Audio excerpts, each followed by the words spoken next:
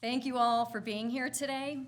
My name is Julie Hardesty. My pronouns are she, her, and I serve on the board of the Monroe County chapter of the National Organization for Women. I want to thank the 8 sponsors for today's Municipal Candidate Forum: University Alliance for Racial Justice, Monroe County Now, the Kappa Tau Omega chapter of the Alpha Kappa Alpha sorority, the Monroe County chapter of the NAACP, the Indiana chapter of the National Asian Pacific American Women's Forum, the Indiana University Political and Civic Engagement Program, IU Student Government, and the Indiana Coalition for Public Education in Monroe County. I also want to thank the Monroe County Public Library for use of the auditorium space, and CATS, our community access broadcasters, for streaming this online. This is a significant event, and I appreciate everyone's contributions and support.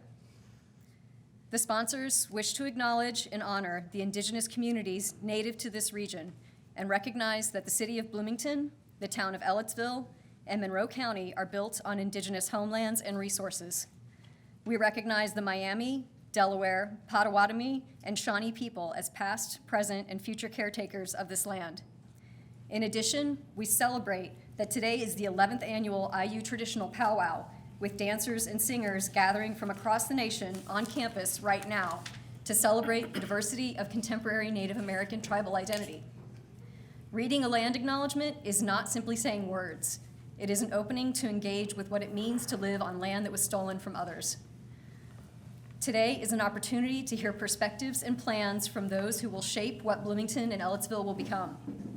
Today's forum is a purposeful step we are taking to recognize what has happened in our community before, from the Treaty of St. Mary's all the way back in 1818 that led to the forced removal of the indigenous communities who lived here, a treaty that helped to establish Monroe County, the city of Bloomington, and later the town of Ellettsville, and the seminary that became Indiana University, to the Jim Crow laws and attitudes that created the segregation of Black neighborhoods in our city of Bloomington, to a president of Indiana University who was one of the leading eugenicists in America, to the racist housing covenants that were written into and still remain in many property deeds in our city, to the firebombing of a community center of culture, thought, and activism, the Bloomington Black Market, by a member of the Ku Klux Klan, to the folks in our community experiencing houselessness, who are regularly cleared out of our public lands and shuffled out of sight while new houses and multi-story apartment buildings are built that will never contain an affordable place for them to live.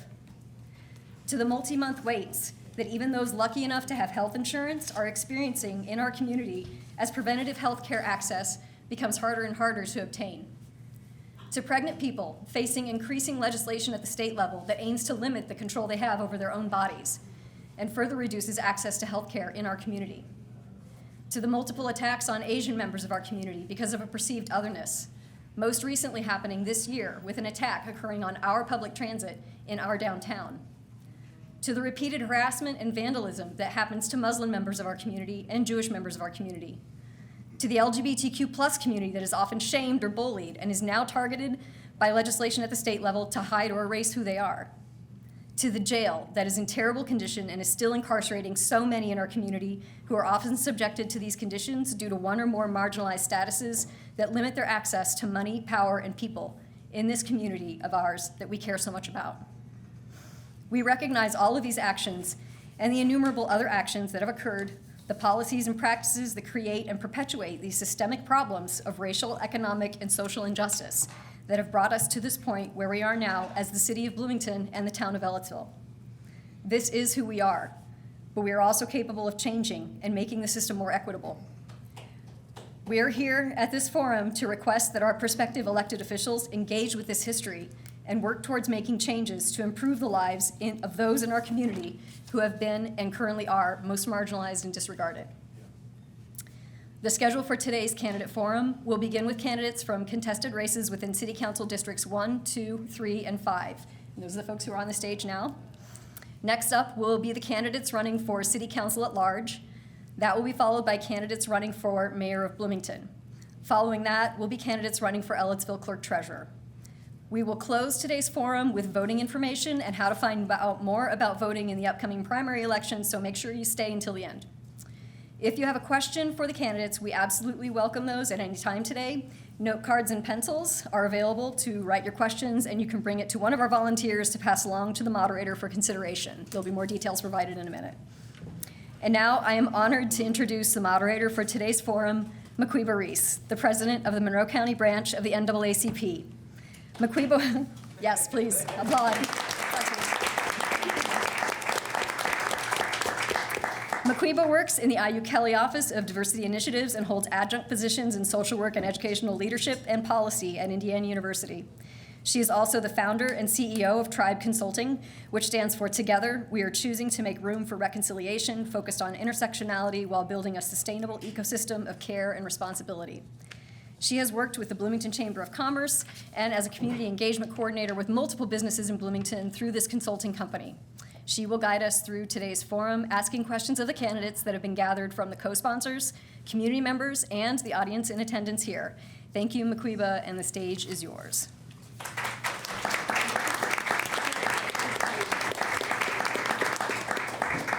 Can we give Julie a round of applause?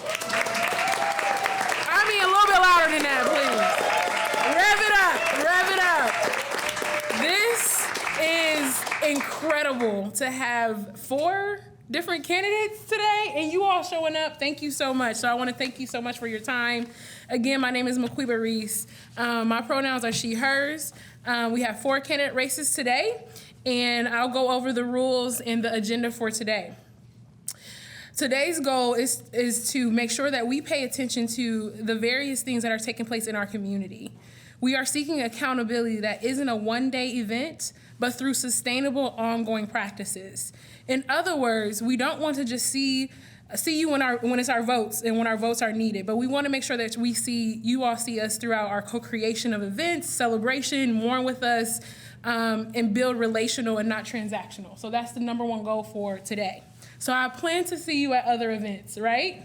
Right? All right. So the schedule for the forum is as follows. Candidates, we will have candidates from contested races from City Council District 1, 2, 3, and 1, 2, 3, and 5 from now until 2:50.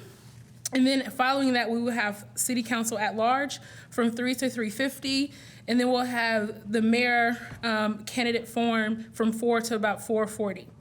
I'll kind of pay attention to if it needs to be debated, and I'll give you that opportunity.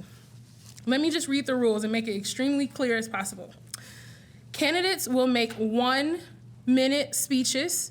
Mayors, they'll have 2-minute speeches in order to introduce themselves. After their opening statement, candidates will have 60 seconds to respond to questions, and we will pay attention to that, and respond to the audience. The timekeeper, please wave your hand. Carrie. Yep, give a round of applause for Carrie. Timekeeper will hold up a sign when it's 20 seconds remaining and ring the bell when time has expired. We will have various questions, and they will rotate based off of what I feel the conversation is going, and I believe each candidate received the questions ahead of time. Is that correct? And then applause should be held until after the entire debate, okay? Sounds good? All right. So some of you might know me as cheery and fun and all the things, but today it's extremely direct. So just know that that is happening, okay? All right, first up, like I said, we have City Council 1, 2, and 3. First question.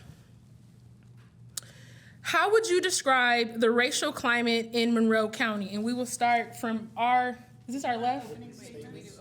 Oh yeah, you'll do opening statements, sorry. Yes, you will do opening statements, and then we'll go into the first question. Is this my left? We'll go our left all the way through, starting with Hopi to John Lee. So I get my opening statement first. Yes, you do your opening statement first. Thank you. Hi, my name is Hopi Stossberg, and I'm excited to be running for District 3 City Council. This is my first time running for elected office, and I'm excited about it. It's been a big undertaking, but I've really enjoyed connecting with my neighbors and near neighbors and immersing myself a little bit more in this piece of the Bloomington community. That piece being the political spectrum, which is a little different than the everyday people that you knock on the doors with. I would like to thank all of the previously mentioned sponsors for having this event, and the library and CATS for their streaming services. District 3 is a geographically diverse district with many stakeholders. It's a really big district, and there are lots and lots of different types of folks that live in those districts, different types of housing that's in there. And I really feel like my background prepares me well for that. I have experience with the homeless community. I have experience with the refugee community. I have experience with renters in this town. So much. Oh, that's it. Next up. That minute went very fast. You did great. Thank you. This feels like municipal speed dating in some ways. But good to be with you all. Thank you to the sponsors. Thank you to Maquiba for moderating. My name is Sue Scambaluri. I'm seeking re-election as the City Council representative for District 2. I was elected first in 2019, lived in Bloomington for almost 30 years. Been at IU much of that time, raising money for scholarships and fellowships, and have been in a number of service roles throughout the community through my church and through local nonprofits, and I'm grateful for every one of those experiences. All of those inform the priorities that I bring to my work on City Council. And I have 4 priorities, and equity runs through all of those. First is to promote economic equity and vitality in this city. A city that is doing well, that is succeeding financially and economically, has the capacity to care for those who are struggling, and the capacity to care for those who are vulnerable. And that's a critical role that we all play. I believe in supporting our struggling and vulnerable neighbors. And I'll keep you in suspense in the other 2. I guess this is on. Yes. Hi, I'm Jenny Stevens. I'm running for District 5. It's a big core neighborhood that goes everywhere from Sunny Slopes and stair steps all the way up to Gentry Honors and Hoosier Acres. I'm a long-term resident. I care a lot about what happens in our community. I've raised my 3 children here. I've been very involved in community projects with MCCSC, TEDx, Bloomington Leadership, Bloomington, and Scouting. I have a background working at Indiana University, and prior to that in healthcare, which is in leadership roles in budgeting, financing, project management, and working in large bureaucracies that are very complicated to get things done for that community. That's what I would like to do with this community. In regard to equity issues, the city provides essential services, and those services need to be open and need to be welcoming to all. They need to be provided to all. And in situations where individuals are struggling to get those services, as a city council member, I'm committed to making sure they find that access. Thank you. Thank you very much. Good afternoon. I'm Ron Smith. It's been a privilege to serve as District 3 City Council representative since 2020. Having worked in social services for over 35 years in my life, I believe in racial justice and equity. Our country's made great strides, but we still have a long way to go. Coming up April 4th to the 8th is Dr. Martin Luther King Week, a remembrance and celebration of African American history in Bloomington. This week begins on April 4th, which marks the 55th anniversary of Dr. King's tragic death at the Lorraine Motel. 4 years ago, I went to the Lorraine Motel in the National Civil Rights Museum, the 16th Street Baptist Church in Birmingham, and the National Memorial for Peace and Justice in Montgomery. It was a very disturbing experience and humbling, and to visit these places and walk amongst the 805 steel ingots etched with the names of African Americans who were lynched during that period. Thank you so much. Thank you. Okay, thank you. My name is Shruti Rana. I'm running for Bloomington City Council District 5. I'm a mother, a lawyer, a professor, an assistant dean, and community advocate. And if elected, I would be the first woman of color ever on our city council and make history. I've spent my career implementing civil rights and human rights protections around the world and here in Bloomington. And I've learned how our city and county work through my service on as prior chair of the Monroe County Election Board, and I'm currently on the Bloomington Public Safety Board and the City of Bloomington Commission on the Status of Women. I've also served in leadership roles in community groups like All Options, Exodus Refugee, Immigration, Monroe County Now, and was a founding member of the Indiana chapter of the National Asian Pacific Women's Forum. I would be honored to serve all of you today in our city government, and what you will get from me is that I will never stop fighting for you, working for you, and building a better future for all of us. Thank you. Thank you. Good afternoon. Thank you all for being here. My name is Isabel Piedmont Smith, and I'm running for re-election to the Bloomington City Council in District 1. I was born and raised here in Bloomington, and I'm a longtime activist. My first protest was in high school when Indiana refused to recognize Martin Luther King Day after the federal government adopted it as a holiday. More recently, I hit the streets with Black Lives Matter activists after the murder of Michael Brown. I examined the racist history of policing in America and explored local reforms after the murder of George Floyd. I have never stopped learning from non-white and LGBTQ+ people in my community about their histories and their lived experiences. As a city council member, I strive to re-examine our systems and budget priorities through the lens of diversity, equity, inclusion, and belonging. When an issue comes forward, I ask, who will be impacted by our decisions? Whom have we not heard from? By helping one group of residents, do we harm another group that may be traditionally underserved? I pledge to keep listening and learning from those with varied life experiences and to make decisions that lead to more equitable outcomes. Hi there, I'm Kate Rosenbarger, and I am running for re-election in District 2. After serving on City Council for over 3 years, I still see so much potential for Bloomington. I believe that by making data-driven decisions and prioritizing equity and justice, we can make Bloomington better for everyone, including future generations.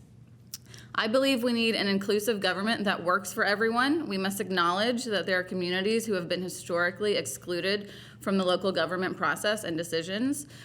We must support a culture that decreases barriers to participation and ensures underrepresented voices are centered in our decision-making.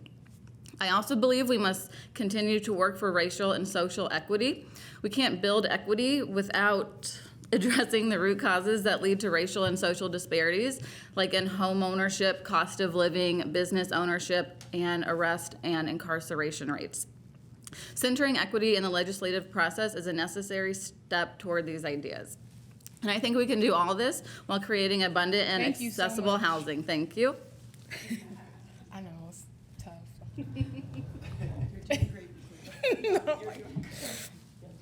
Hello, my name is Connor Wright, and I'm excited to be running for District 3 City Council here.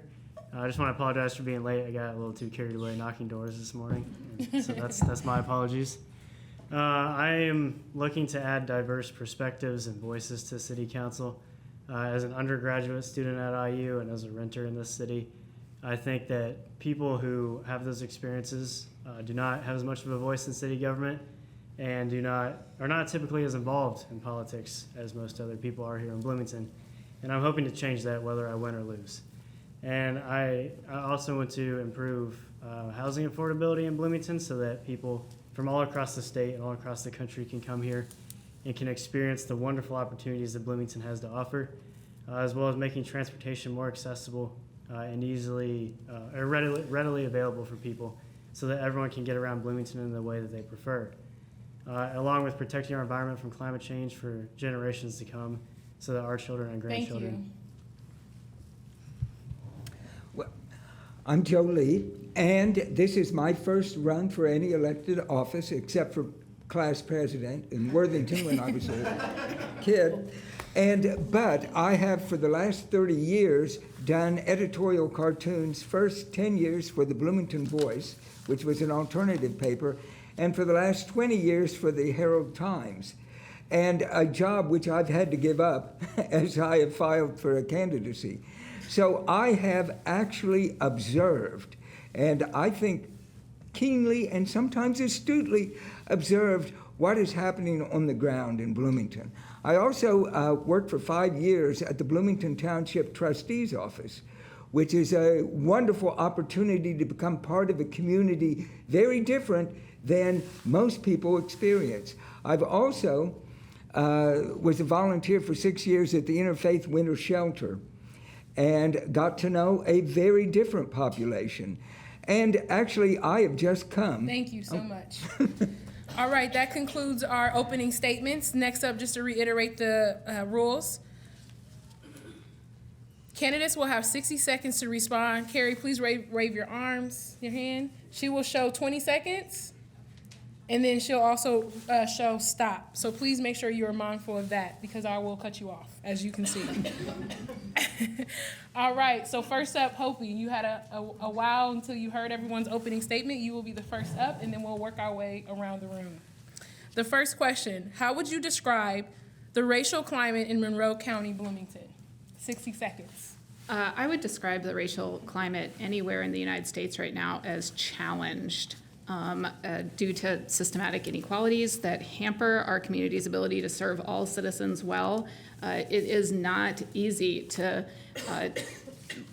manage race relationships often because there is so much history. And our first speaker here today actually listed a whole bunch of atrocities that had happened locally. And when you have that much history, what you have is populations of people that don't necessarily trust the government, don't necessarily trust white people.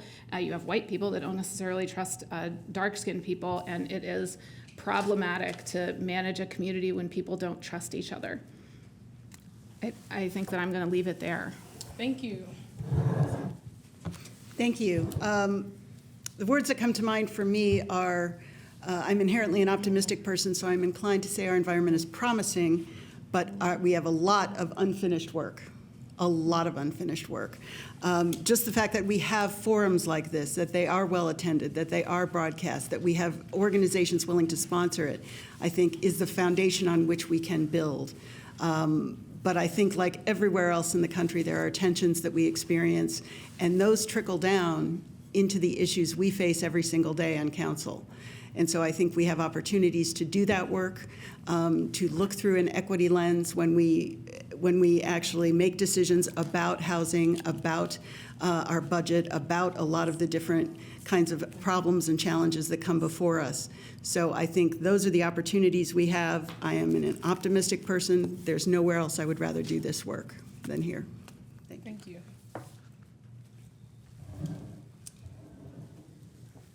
I think the issue that we have is we sometimes look at Bloomington and we compare ourselves to the rest of the United States and we think, oh, we're doing a pretty good job. But that's just not true. We know that culturally we have ingrained society norms, and often when we are speaking to each other, we speak from our norm. And when we do that, we unintentionally marginalize an individual. We assume something about them, or we assume that they are part of our norm and they have our understanding. I think that that is the root of all of this, is this norm that we are carrying around, and the only way to bridge that is through collaborative engagement with people that are different from us, who have different views from us, who have had a different upbringing and experience than our worldview, because ultimately feeling marginalized and feeling persecuted or Thank you. Sorry, thank you. It's individual, is what I was going to say. It's an individual experience. Thank you. Thank you. Thank you. I think the racial climate in Bloomington, the municipality, is pretty good. You know, we've had some incidents, of course, and those are horrible. But in general, I think it's pretty good in the municipality. This is a well-educated community and very accepting of diverse populations and experiences.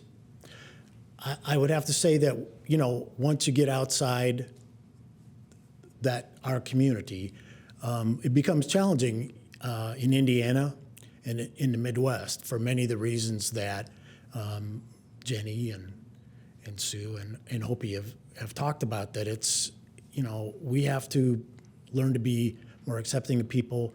We have to expose each other to different things and try to understand each other. But in our city, I think it's pretty good.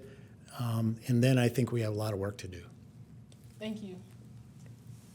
Thank you. Well, I also think that we have a lot of work to do. And in the past, I have talked a lot about how we need to move beyond welcoming everyone here to really including and making sure all of us are here at the table making decisions. But actually, I think we're at a far more critical point right now. We've seen last summer and in the state of Indiana that the right to bodily autonomy was overturned. We know that this year there's anti-LGBT hysteria, anti-trans hysteria sweeping our state and our nation.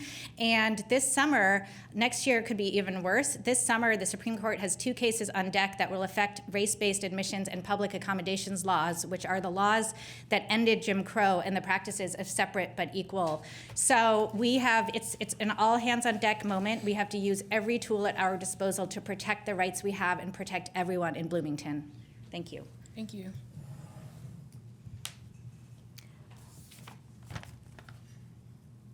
Yeah, I think that we could and should do better in Bloomington. I'm really happy to see more elected leaders in the community be people of color. Over the last 10 years, we've made great strides in that way, but hate still rears its ugly head in our community. And the attack on the Asian American bus passenger, the white supremacist vendor at the farmer's market, black residents being stopped on foot or in their cars for no apparent reason. These incidents, coupled with the overt and violent racist acts committed throughout our nation, make a sense of safety and belonging difficult for non-white community members. We need to redouble our efforts to practice anti-racism and to instill the principles of diversity, equity, inclusion, and belonging into all our decisions as government leaders. We see the microaggressions even among our elected representatives, and we need to do better than that. Celebrate our differences. Thank you. Thank you. Thank you. I decided to give this a rating, and I would give our community a 2 out of 5 on this one. I think we're still at a place where we can't talk about systemic or institutional racism without people feeling offended and changing the conversation to defense around that instead of examining how it might be true and how we can fix it. I think that we often take baby steps toward equity and inclusion, but what we need to do is take bold steps in that direction, and many times those bold steps can be uncomfortable. I think we still have a lot of processes rooted in white culture, which is like very normal. It's not to blame anyone. It's just we grew up like that, and that's just how we're raised in the U.S. But we have power hoarding. We have a sense of urgency at the council level. We have quantity over quality, where if you can't measure it, it doesn't matter. And equity and inclusion and justice are incredibly hard to measure, and we often just do the low-hanging fruit instead of take bold moves to do what is right for our entire community. Thank you. Thank you. I would describe the racial climate here in Monroe County and Bloomington as better than it could be, but certainly not as good as it should be. And that's not a stopping point. It's not somewhere where we should hang our hat up and say, oh, we did it. We're not as bad as the rest of Indiana or the rest of the country. There's been incidents very recently here in Bloomington that has affected minorities in our community everywhere. I mean, my own friends have come to me and said, I'm really scared. I've seen racial incidents happen to me, and I could have been that person on that bus. I'm really scared to live here sometimes, and that breaks my heart. And it just shows to me that we need to make a lot more strides being accepting as a community. We need to celebrate our differences and not just see the color of someone's skin and judge them based off of that. And we still haven't gotten past some of the initial baby steps that we need to make as a community. Thank you. Well, I actually have just this afternoon been at a celebration that celebrates our diversity, the Lotus Blossoms at Fairview Elementary. And it's a wonderful thing, and it does look and try to be inclusive. But of course, it's a festival, it's a celebration. But I think it would be presumptive for me to sit here and tell any of you what the racial climate is. It is for you to tell me. That is why I am running for this office, is to listen to all of you and hear what your concerns are. We can look in the paper and see the news items, but that isn't exactly what's happening on the street and in the neighborhoods. That's where change starts, and it has to continue from that spot. So talk to me. Thank you. Open for a 30-second rebuttal. Brittany? All right. We'll move on to our second question. All candidates, this is for all candidates. We'll start with you, Jolie. How would you go beyond land acknowledgement statements to support the indigenous community in Monroe County? Oh, This is from the audience. Oh, okay, would you repeat that then? I was expecting. This is an audience member question. How would you go beyond land acknowledgement statements to support the indigenous community in Monroe County? Well, for one thing, it's interesting, and I don't know if people know this, that the name of the Hopewell community was the name given to the mound builders that were first here. They were an indigenous community that had vanished by the time, European settlement came this way. So I think powwows, all of that, many people have actually, indigenous roots and connections that way. So we need to look at that, we need to honor that. These are human beings with cultures that we have intersected with for hundreds of years, and they have been damaged greatly by us. So there are tribal organizations in Indiana who are now trying to be Thank you. classified. Thank you. I think it's important to make sure that indigenous communities are welcome here in Bloomington and are able to come back here to their homes where their ancestors were. And we can do that by making housing affordable for indigenous communities and for everybody. And we also need to listen to indigenous communities and what they want from us as a government and from us as a community. In a lot of cases, I think indigenous communities want their land to be preserved and protected. And for us to not go and take all of the green space and take all of the parks around here and use them for economic gains. And so we really need to protect our parks, and we need to protect the natural environment that's around here so that we can leave some semblance of what used to be for indigenous communities and for their ancestors. Thank you. Thank you. I think that's a great question. I often struggle with it anytime I hear a land acknowledgement. And city leaders had a year-long DEI training that always started with a land acknowledgement. And many times I would ask, but what do we do? Because I think it is one thing to say it and acknowledge, and that is very important, but what do we do? Because it makes me feel so horrible. And something I have read about cities across the U.S. is they are making moves to incorporate an action into their land acknowledgement. So in one city, that the land used to be a preserve for bison. So they started a fund to restore that bison herd to just outside of the city limits, right? And bring bison back to that state. And I think we could work on something like that here. I do not know what it is, but working with the communities to figure out, hey, what would make sense here and what would honor you in a way for this wrongdoing. Thank you. A few years ago, I was the primary sponsor of legislation to recognize Indigenous Peoples Day as the second Monday in October here in the city of Bloomington.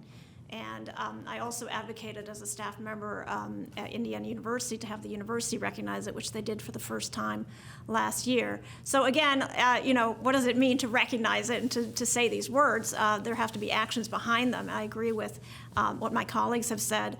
I think we could seek partnerships with organizations like the Sycamore Land Trust and the Monroe County History Center and others to really celebrate the history and the environment here in Monroe County. And we owe, we owe the Native peoples that and so much more, but that would be a good first step. Thank you.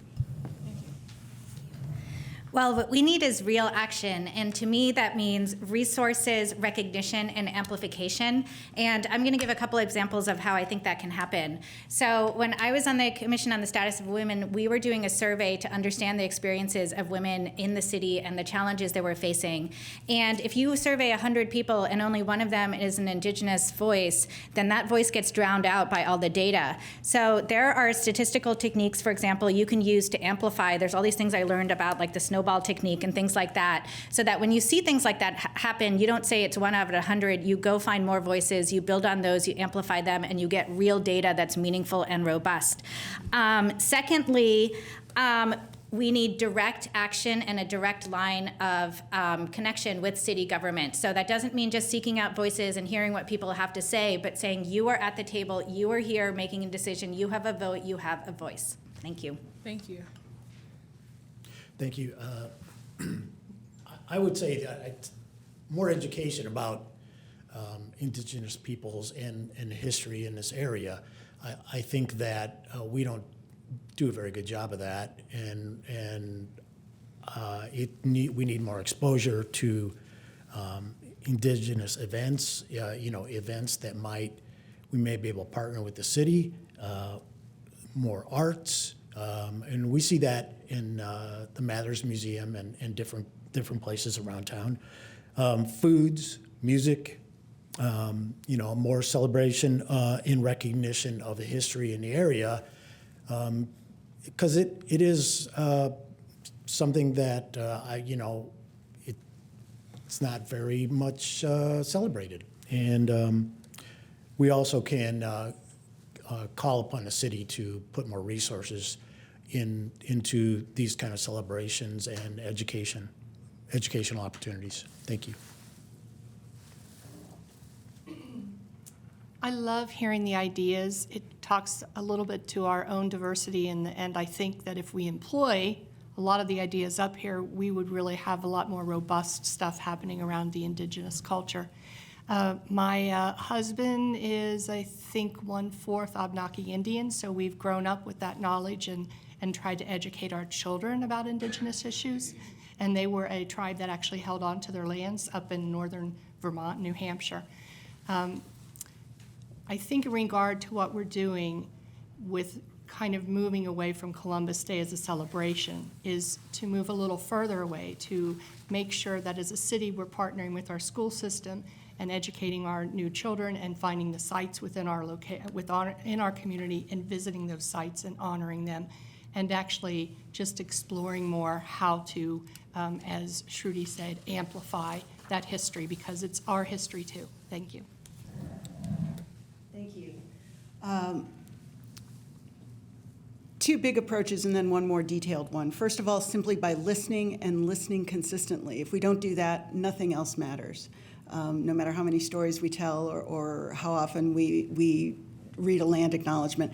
If we don't listen in the actual acts of governing, in the actual legislation that we review, then nothing else matters. So I think we all go about that differently. Some of us have constituent meetings, some of us have newsletters, we all go about that differently, but I think doing that and doing that consistently is critical. I think beyond that is telling the story. I have been a trustee of the Monroe County History Center and have seen them tell stories of women in elected office in Bloomington, women who have worked at the RCA plant. I think leveraging local treasures like that to tell these stories is actually critical.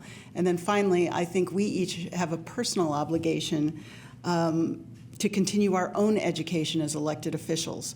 Beyond the equity and inclusion we did, there's more. Thank you. Thank you. I also agree with some of the folks that already spoke up here that when words are too often repeated, they become meaningless, and action is what actually matters in a withstanding sort of way. So along with listening, because listening is an action, but you actually have to hear the feedback that people are giving you and think about what that feedback means in terms of needs and how the community needs to change, how different aspects of infrastructure in the community might need to change in order to act upon those voices that you're listening to. In addition, I think that we as government, we as a community need to work to ensure true opportunities for community engagement around the Indigenous community, either by getting Indigenous community members actively involved in government or on committees or in other ways. Thank you. Thank you so much. 30-second rebuttal. Not a rebuttal, but just that one thing. 30 seconds on the clock. Got you. Go One ahead. thing that the city could do right now is to ask and petition the federal government for recognition and reinstatement of our indigenous tribal groups in Indiana because they are not recognized as indigenous tribal groups. We have people from outside Indiana who are, but to work toward that, that's one thing that a city council could actually work on. Thank you. All right, next question. This goes to you, Sue Semler, and then we'll work our way through. How would equity and social justice influence how you approach issues of, select one of the following: houselessness, policing, accessibility, or budgeting? I will repeat the question. How would equity and social justice influence how you approach issues, select one, because I know you all want to select all of them, just one. Houselessness, policing, accessibility, or budgeting? Thank you. I'm going to actually focus on policing, and I'm going to recharacterize it as public safety because I think that's a more accurate and more forward-thinking way of conceptualizing it. First, I think we start with smart investments, and that means more than badged officers. Certainly we have badged officers, and they have a role in public safety, but I think one of the things Bloomington has done well or is doing well is investing in social workers and in non-badged officers, community resource specialists, to reflect the fact that not every incident in our city requires an armed response. So I think that is an important issue.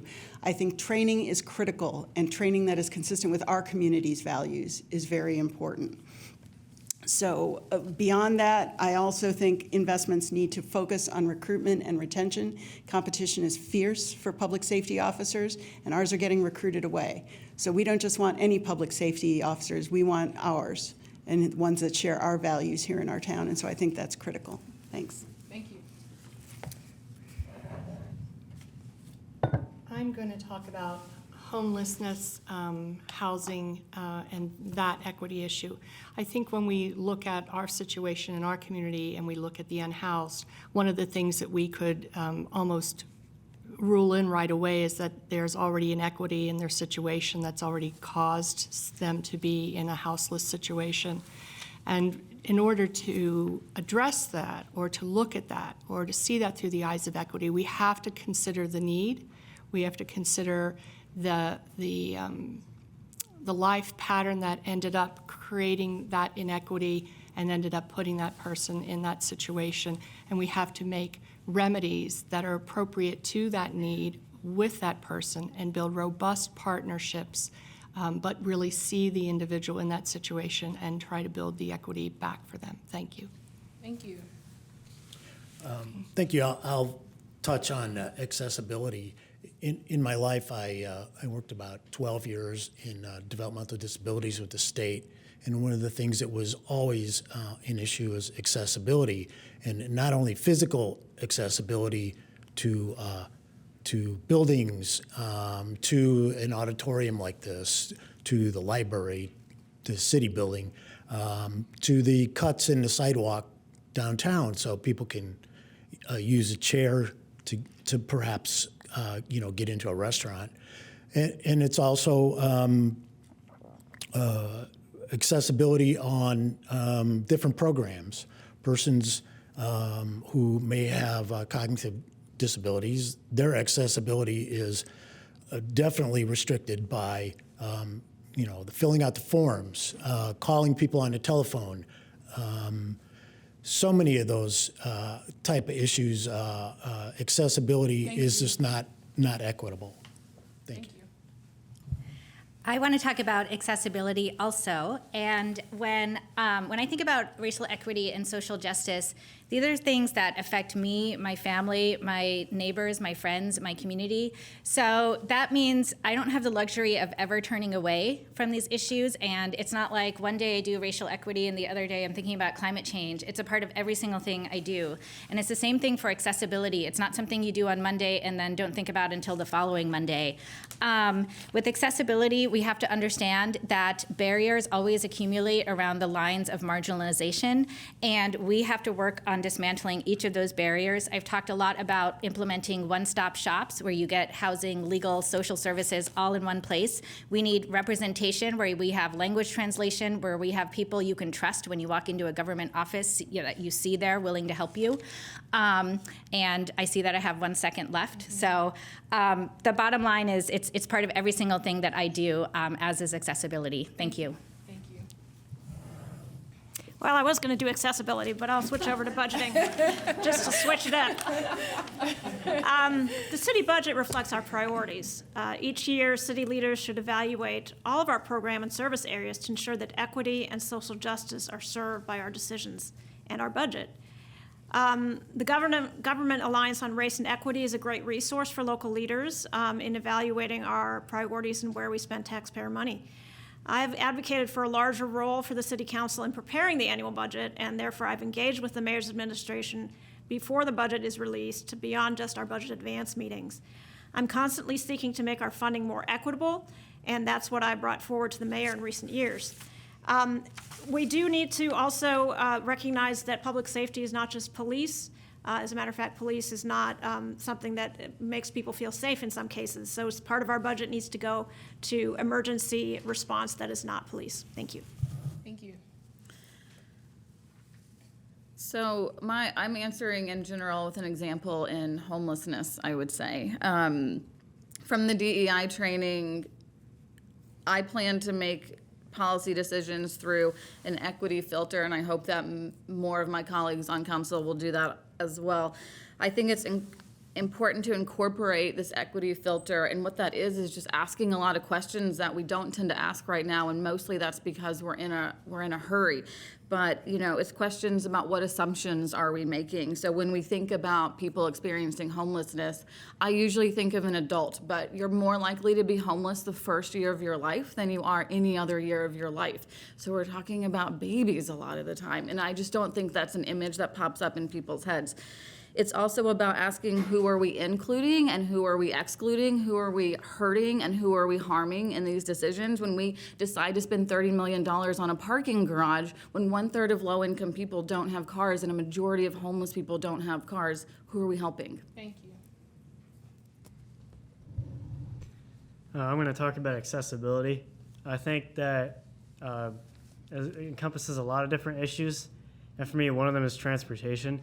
A lot of people in Bloomington don't have cars or aren't able to walk or ride bikes, and so we need ways for everyone to be able to get around the city that doesn't involve spending a fortune on a car and maintaining a car. And part of that is having buses. I think buses are a great way for people to get around. If they can't ride a bike, you can get on a bus. If you are unable to drive for whatever reason, my grandmother is extremely anxious of driving and doesn't like doing it, and so we need to keep people like her in mind when we're thinking about busing and other forms of transportation. And then I also want to briefly touch on accessibility for government. So we need to make it more easier for people to access government. You shouldn't have to go to City Hall to have your needs met. You shouldn't have to fill out a ton of forms, which are very time-consuming and difficult. Thank you. Well, I will talk about the unhoused and homeless, and I think those labels actually create the first barrier, because there are all kinds of reasons someone is out of a house. I mean, it could be an injury without medical insurance. It could be an addiction issue. It could be somebody with a mental illness who has nowhere else to go. It could be a family that has had a downturn in finances. So there are many, many people. I always think it's such a limited way of expressing this, and I think what we need are a lot more approaches to deal with this. There are creative ways of getting people not just in one type of housing situation, but creating other kinds of housing situations. And it's been done in all kinds of different ways. I think of the... Thank you. I know. I'll keep thinking. I know. Keep thinking. Keep on doing your thing. 30-second rebuttal. Yes. 30 seconds? I just want to mention, since Joe mentioned a variety of approaches to helping people who are unhoused, cooperative living is a great solution, and there are all different kinds of cooperative living. A friend of mine in Oregon lives in a limited equity cooperative where everybody has their own apartment. They have ownership of the apartment but not the land. And so, and they make decisions as a group, the 8 people that live on that land. So it's a long-term solution, but may work well for people in Bloomington. Thank you. You started with me. Oh, you didn't go? Oh, I'm so sorry. Can we get another? I am so sorry, Hopi. That's okay, no problem. I was actually going to talk about accessibility too, but I think that that's been talked about enough. So I'm going to talk about budgeting instead. So I'm a very data-based person. I was a math teacher. I'm a totally math geek. I'm really excited about being able to dig into the city budget. And I know that one of the things about city government in general, and a lot of the processes are complaint-based processes. Somebody goes in and they speak up, and then, you know, the squeaky wheel gets the grease. And I think generally speaking, that is just inequitable, full stop. And I am really excited to be able to kind of look at that budget from an outsider's perspective and look at it through this lens of, is it being made with equity? Are people actually getting what they need in order to flourish in Bloomington? Thank you. Okay, we'll move to our next question. I know we have a ton of audience questions. I will get to them, and if I don't get to them here, I hope audience members are okay if I continue them, because I saw some people right. Okay, perfect. This question will start with you, Connor Wright, and then we'll move our way through this way, and then I will not forget you, Joe. If I do, you just say, hey, Maquiba, okay? How will you make sure that you receive community input from underrepresented or marginalized populations? I'll repeat the question. How will you make sure that you receive community input from underrepresented or marginalized populations? I would make sure that I receive feedback and community input from underrepresented and marginalized communities by going to places where they are at. Right now, my campaign is door knocking all over the place, especially where students are, because they typically are underrepresented and don't have a voice in city government. And I'm going to continue that for any group of people, not just students. So whether you're African American, Asian American, LGBTQ+, anything, I'm going to go to places where you are at, and I'm going to talk to you and say, what do you need from the city of Bloomington? How can we make this a home for you? What issues are you experiencing? Because I think it's too much to ask to have everyone in the city come to me. I think I need to go to them, and in the vast majority of cases, to specifically ask for feedback and input from community members. Thank you. Mm-hmm. Okay, so I think receiving input from underrepresented populations mostly means decreasing barriers to participation and going to where people are. Nuts and bolts, I think the best thing that I can do is keep going door to door after being elected, because there are so many people that cannot or will not show up in the spaces where I tend to be, like at a city council meeting. But at city council meetings, I think increasing participation doesn't mean increasing opportunities for public comment. I think public comment is one way that people can show up and participate, but we need to decrease the barriers to get people to meetings like that. So that's childcare at meetings. It's a more predictable schedule for when legislation will come up, and it's also about meeting people at the table. So if they are uncomfortable in that space, which a lot of people are, it is about going to them, and that can mean knocking on their doors. Thank you. Thank you. Yeah, I've had a monthly constituent meeting since my first term, since January of 2008. But as my colleagues up here have mentioned, it's not enough to have an opportunity for people to come to you. You have to go to them. So I do try to attend a lot of community events and meetings. I've been a member of the NAACP for over 15 years. I've attended meetings and events put on by the Council on Community Accessibility, the Asian American Pacific Islander community, LGBTQ+ advocates, and many others. I also co-sponsored legislation in 2020 with Kate and Matt Flaherty to create the Community Advisory on Public Safety Commission, which specifically seeks to appoint members who are representatives or members of traditionally underserved groups in our community. And the purpose of that body is to advise local leaders on how to improve public safety in the broad sense of the term. So I'm looking forward to hearing from them. Thank you. Well, I've been working on the front lines of a lot of these issues in Bloomington, and in those roles, I'm always listening and hearing and seeing the impacts directly on people and thinking about how I can carry that forward and bring it to the tables that I'm at. But I also think it's not just about me carrying forward what you're doing, it's about hearing from you directly. And this is things like public comment that people have talked about. I'm really proud of every board that I've been on and some that I've not. When there's an issue that I think impacts people or they're telling me about it, I've brought a lot of people to make public comments. Now that we can do it virtually, it's so much more accessible. And once you do it once, you do it again and again. And the same is true for joining committees. I think it's really important for me to see people there, because when we think about all these things like critical race theory bills and all these things going around, those are aimed at erasing people, right? Is erasing people's existence and history. And the best thing that we can do for that is say, I am here. Listen to me, this is what is happening to me, and this is why it matters. Thank you. Thank you. It really is a challenge. So, as a social worker, one of the tenets is to go where people are. So go to events that celebrate different aspects of our community, different diverse aspects of our community. And another thing that happens out there is that there's not a lot of trust of official things that are asking for input. So we have to create some kind of trust in communities so that they will share those things honestly with us. We do a community survey at the city, and that's really great.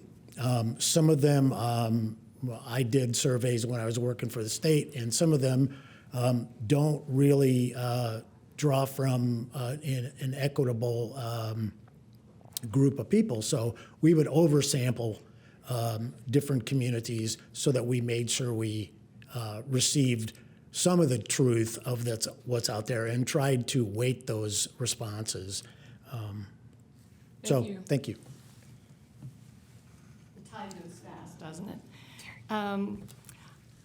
I think we have to be in the spaces where people are that are different from us, and we have to be there as frequently as we can.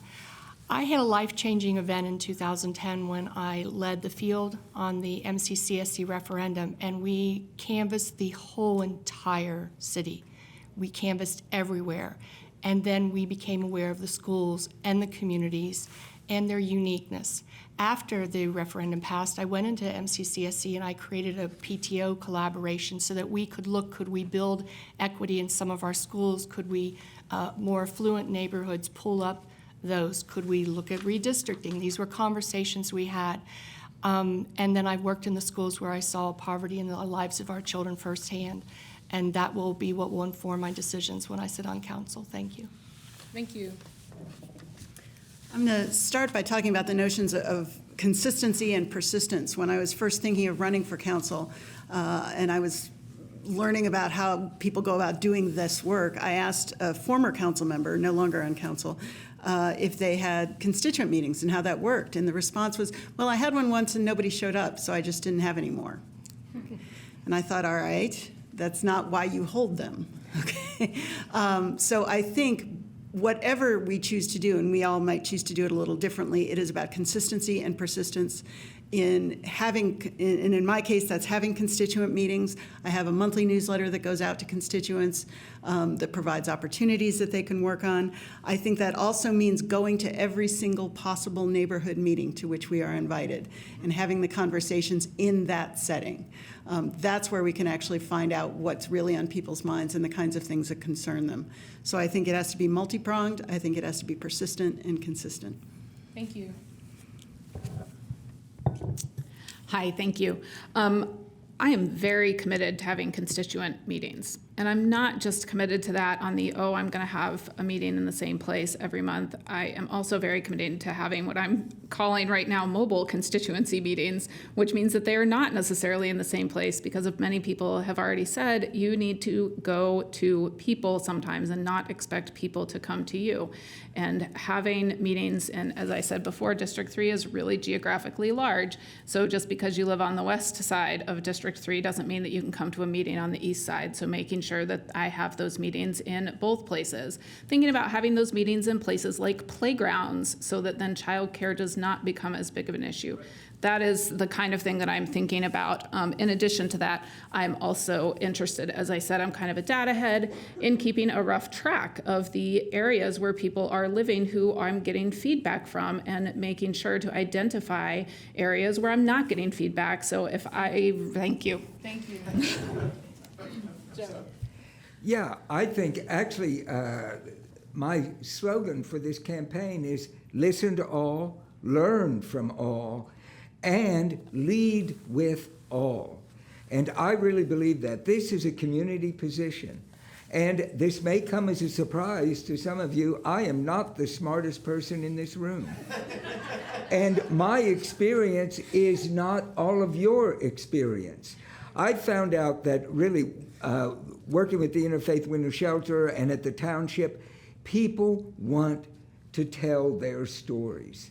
They want to let you know what is happening with them on the ground, how they are living, the struggles they have. And that, I think, is where city government begins, is there. So you take your government to them. You listen to them where they are, not where you are. And Thank you. thank you. All right, thank you so much. This concludes our first candidate forum. Round of applause. Thank you so much. You all can leave the stage. We will have a 10-minute break. Again, for those that had questions, I will circulate these throughout the forum. We'll have a 10-minute break. Thank you so much for attending the candidate forum, specifically focused on racial equity. A lot of our questions are focused and centered around racial equity.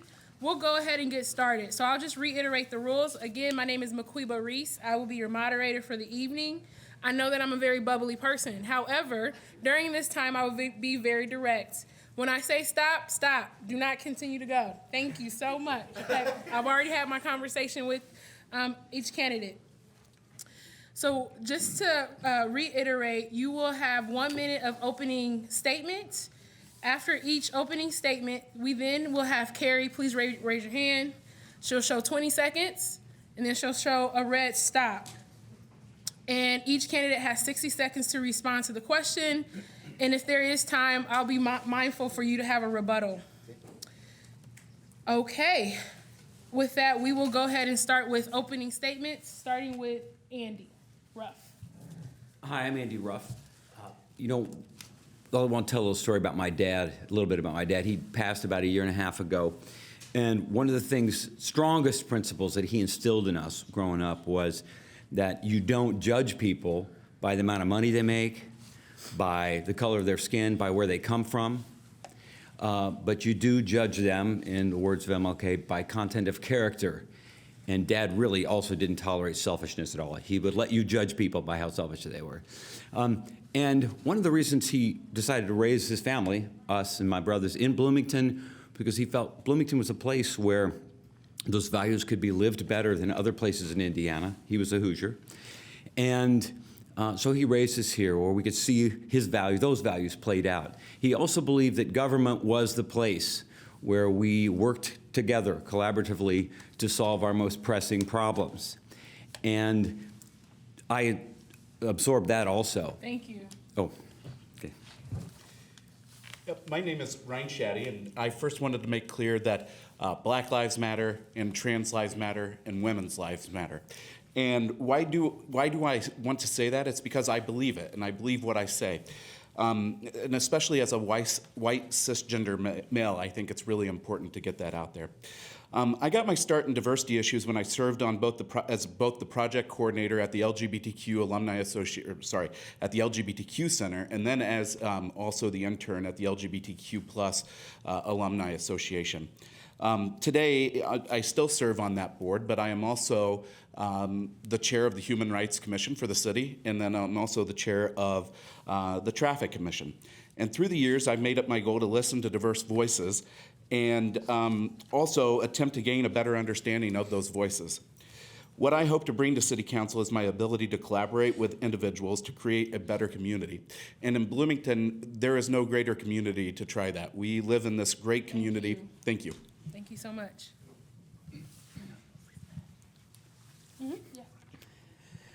Hello, everyone. Thank you so much for being here, and thank you to the collaborative organizers of this event. It's really important. I'm glad to see you all engaging with it. My name is Matt Flaherty.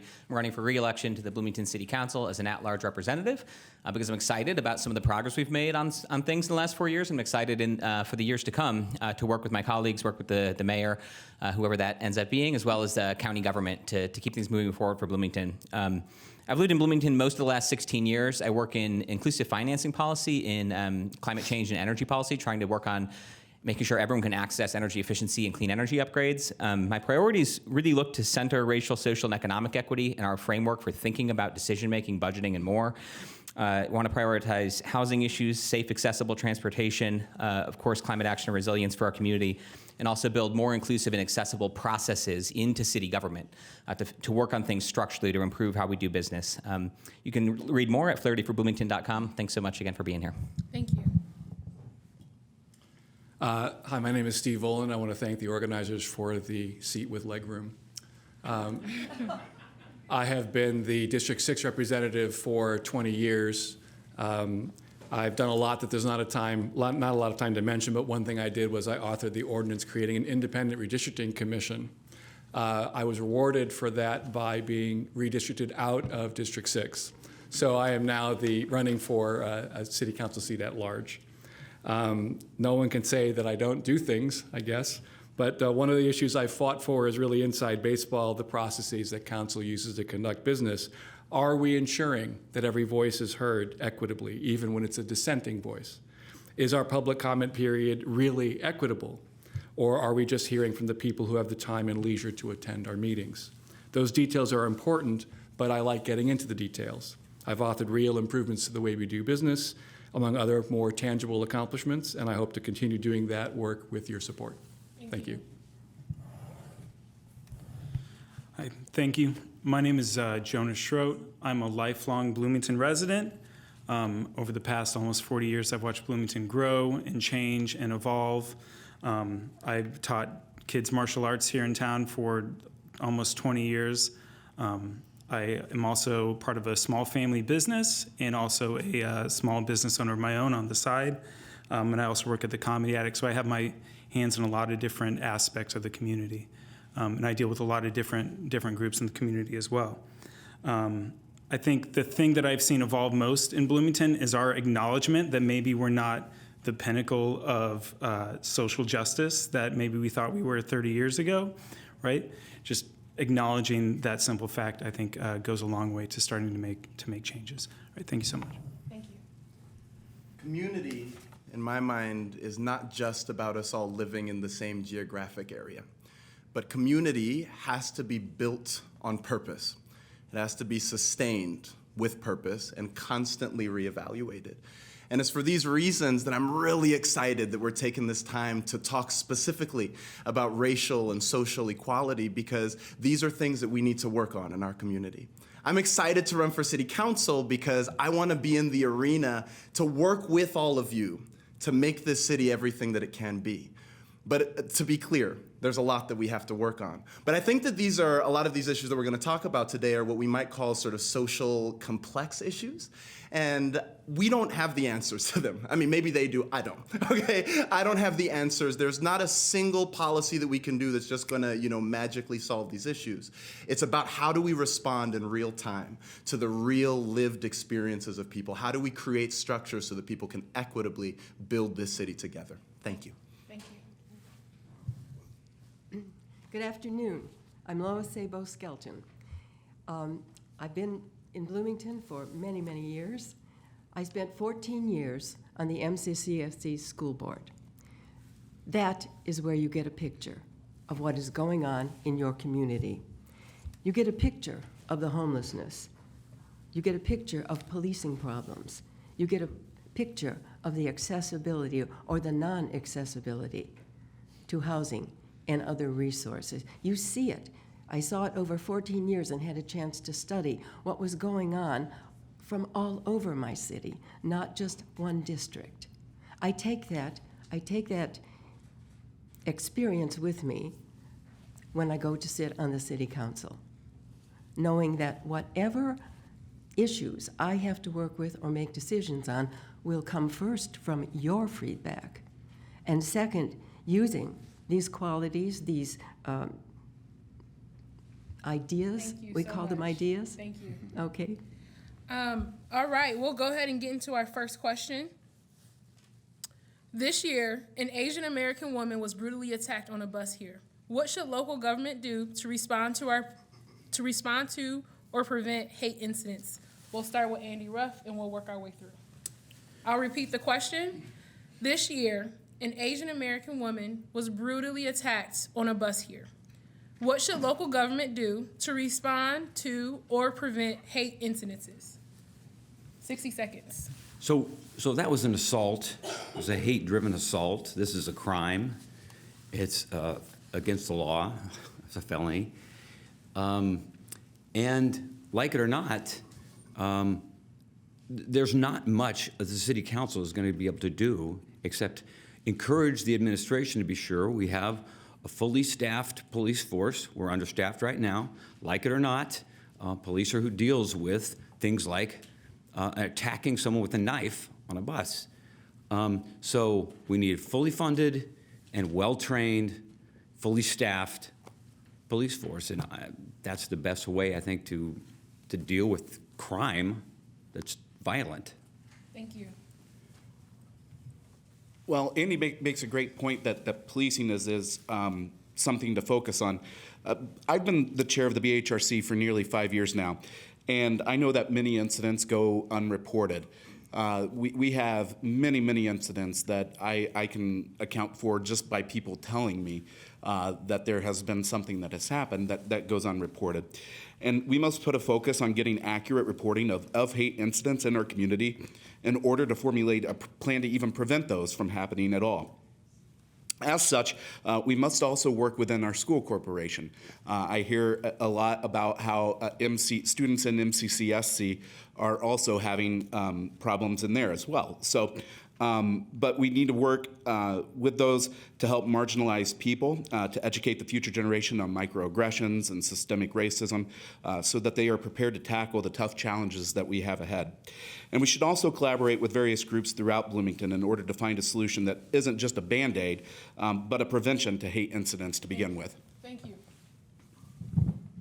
Thank you. I think first we have to absolutely and unequivocally condemn hate in our community and condemn attacks like this, while continuing to fight for change at the State House that recognizes, real centers hate crimes in a particular way that is punished separately and differently.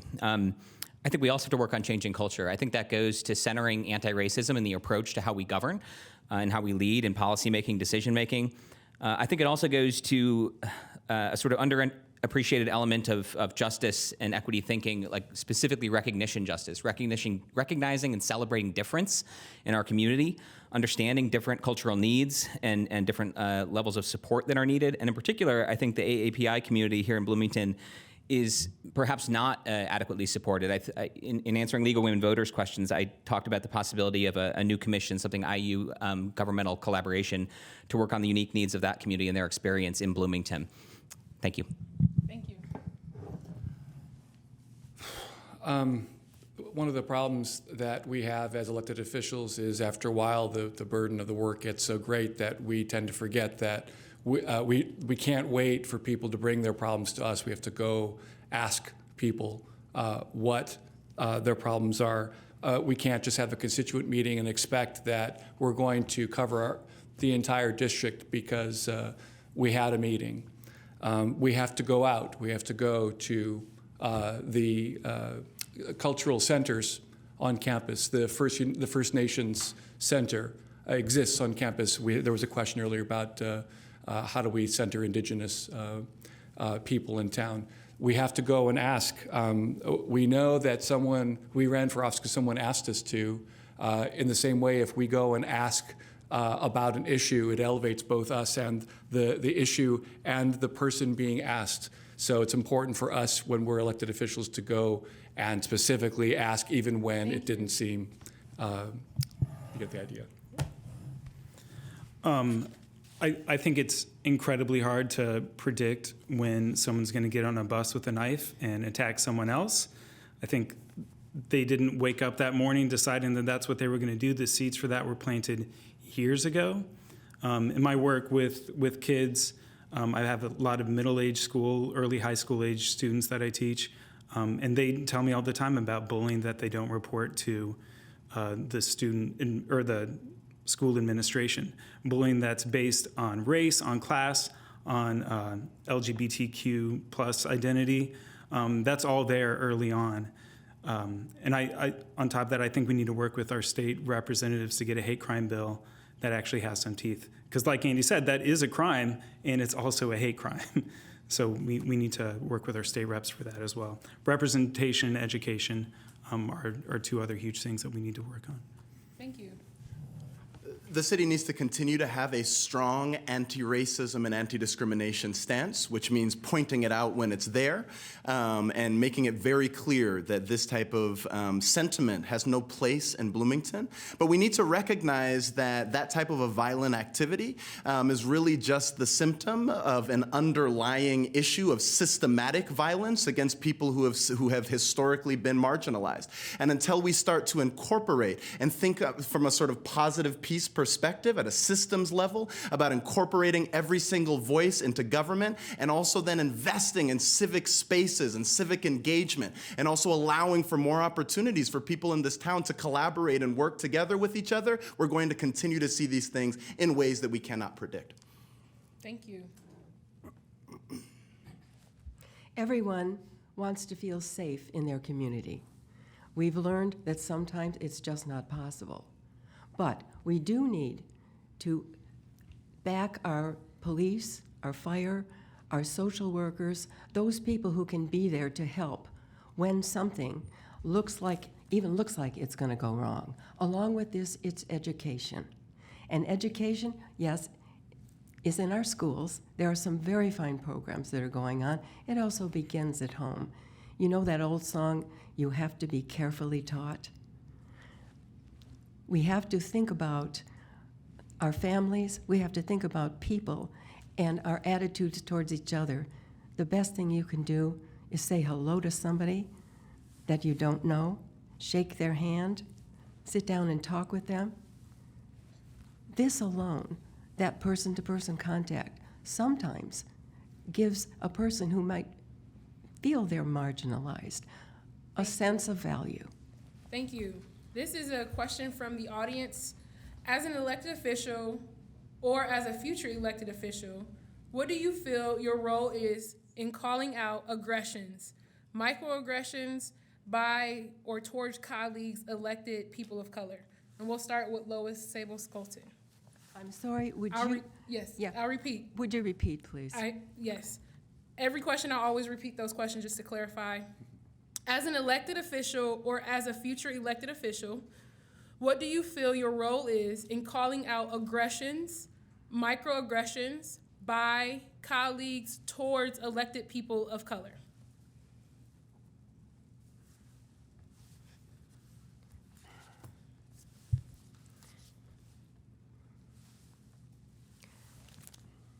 I'm thinking a little bit because I have a couple of examples. No, I have some very good colleagues, black colleague, and I'm going to just give the example.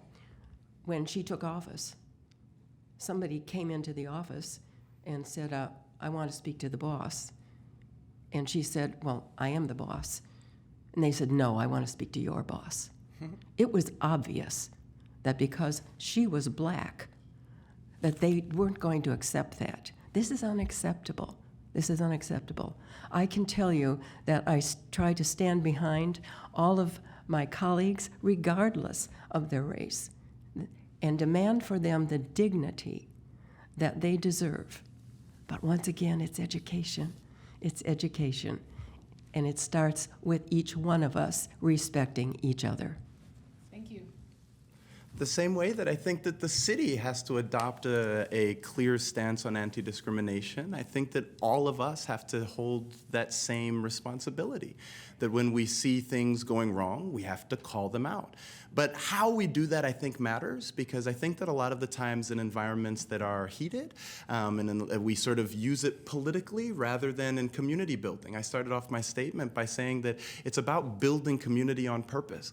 And so in pointing that out, I'm not trying to knock you down. I'm trying to bring you and others into the conversation so that we can be better because of it, right? And so, yeah, I think we have the direct responsibility to call these things out when we see them, but then to reach out to start to continue to build community so that we can be better from it. Thank you. That's something that we should already be doing in our day-to-day life. It's only amplified more when we're elected officials, especially when it's colleagues dealing with colleagues. It deters public engagement. It deters people from running for office, and it deters any representation, people willing to take part in their local government. Oftentimes, this is kind of piggybacking on what Isak said. Oftentimes, microaggressions aren't malicious, and if you attack someone, they're going to get defensive and maybe even more entrenched. So calling those out in a constructive way in which you can build upon, the education and remedy those in the future. Thank you. Well, there's two different scenarios here. One of them is intra, and the other is inter-jurisdictional. So on the city council, I've been a big proponent of Robert's Rules of Order because, among other things, they protect the rights of the minority. Now, they talk about that with respect to minority of opinion, but any kind of minority should be protected by rules of order that it's important. That's why I swear by them and why they're important to follow. They treat everyone equally. But I think that the question is targeted more towards elected officials of different jurisdictions talking to each other, and it's a harder thing. You have to call out issues when you see them. If somebody is acting inappropriately towards an elected official of color, we have to speak out just as surely as we would speak out when we see someone who's just a regular member of the public. I think it really matters which context that question is asked in, but it starts with calling for respect out loud. Thank you. I think representation from people of color in our community is incredibly important in elected offices and positions of power, and I think it comes with unique challenges and burdens, including from the example in this question. I think it is absolutely our responsibility as elected officials to learn more and call this out and work on ourselves to improve, especially for my white colleagues, to learn what we might not see as microaggressions, to learn how to do better, learn from our colleagues. So yes, it is our responsibility to call it out. And I really appreciate what Isak said as well of trying to learn to grow together from that. I think that's it. Thank you. Thank you. So I remember walking along 7th Street with my partner at one time, my boyfriend. This was a good 10 years ago. And while we were walking, somebody driving a truck down 7th Street decided to yell out, go away, faggots. There's no better way to say it. And that's what they said to me right there on the street in the middle of the day. And you're thinking, what can you do to prevent situations like that, right? Well, that starts with people starting to call out their friends for doing wrong things.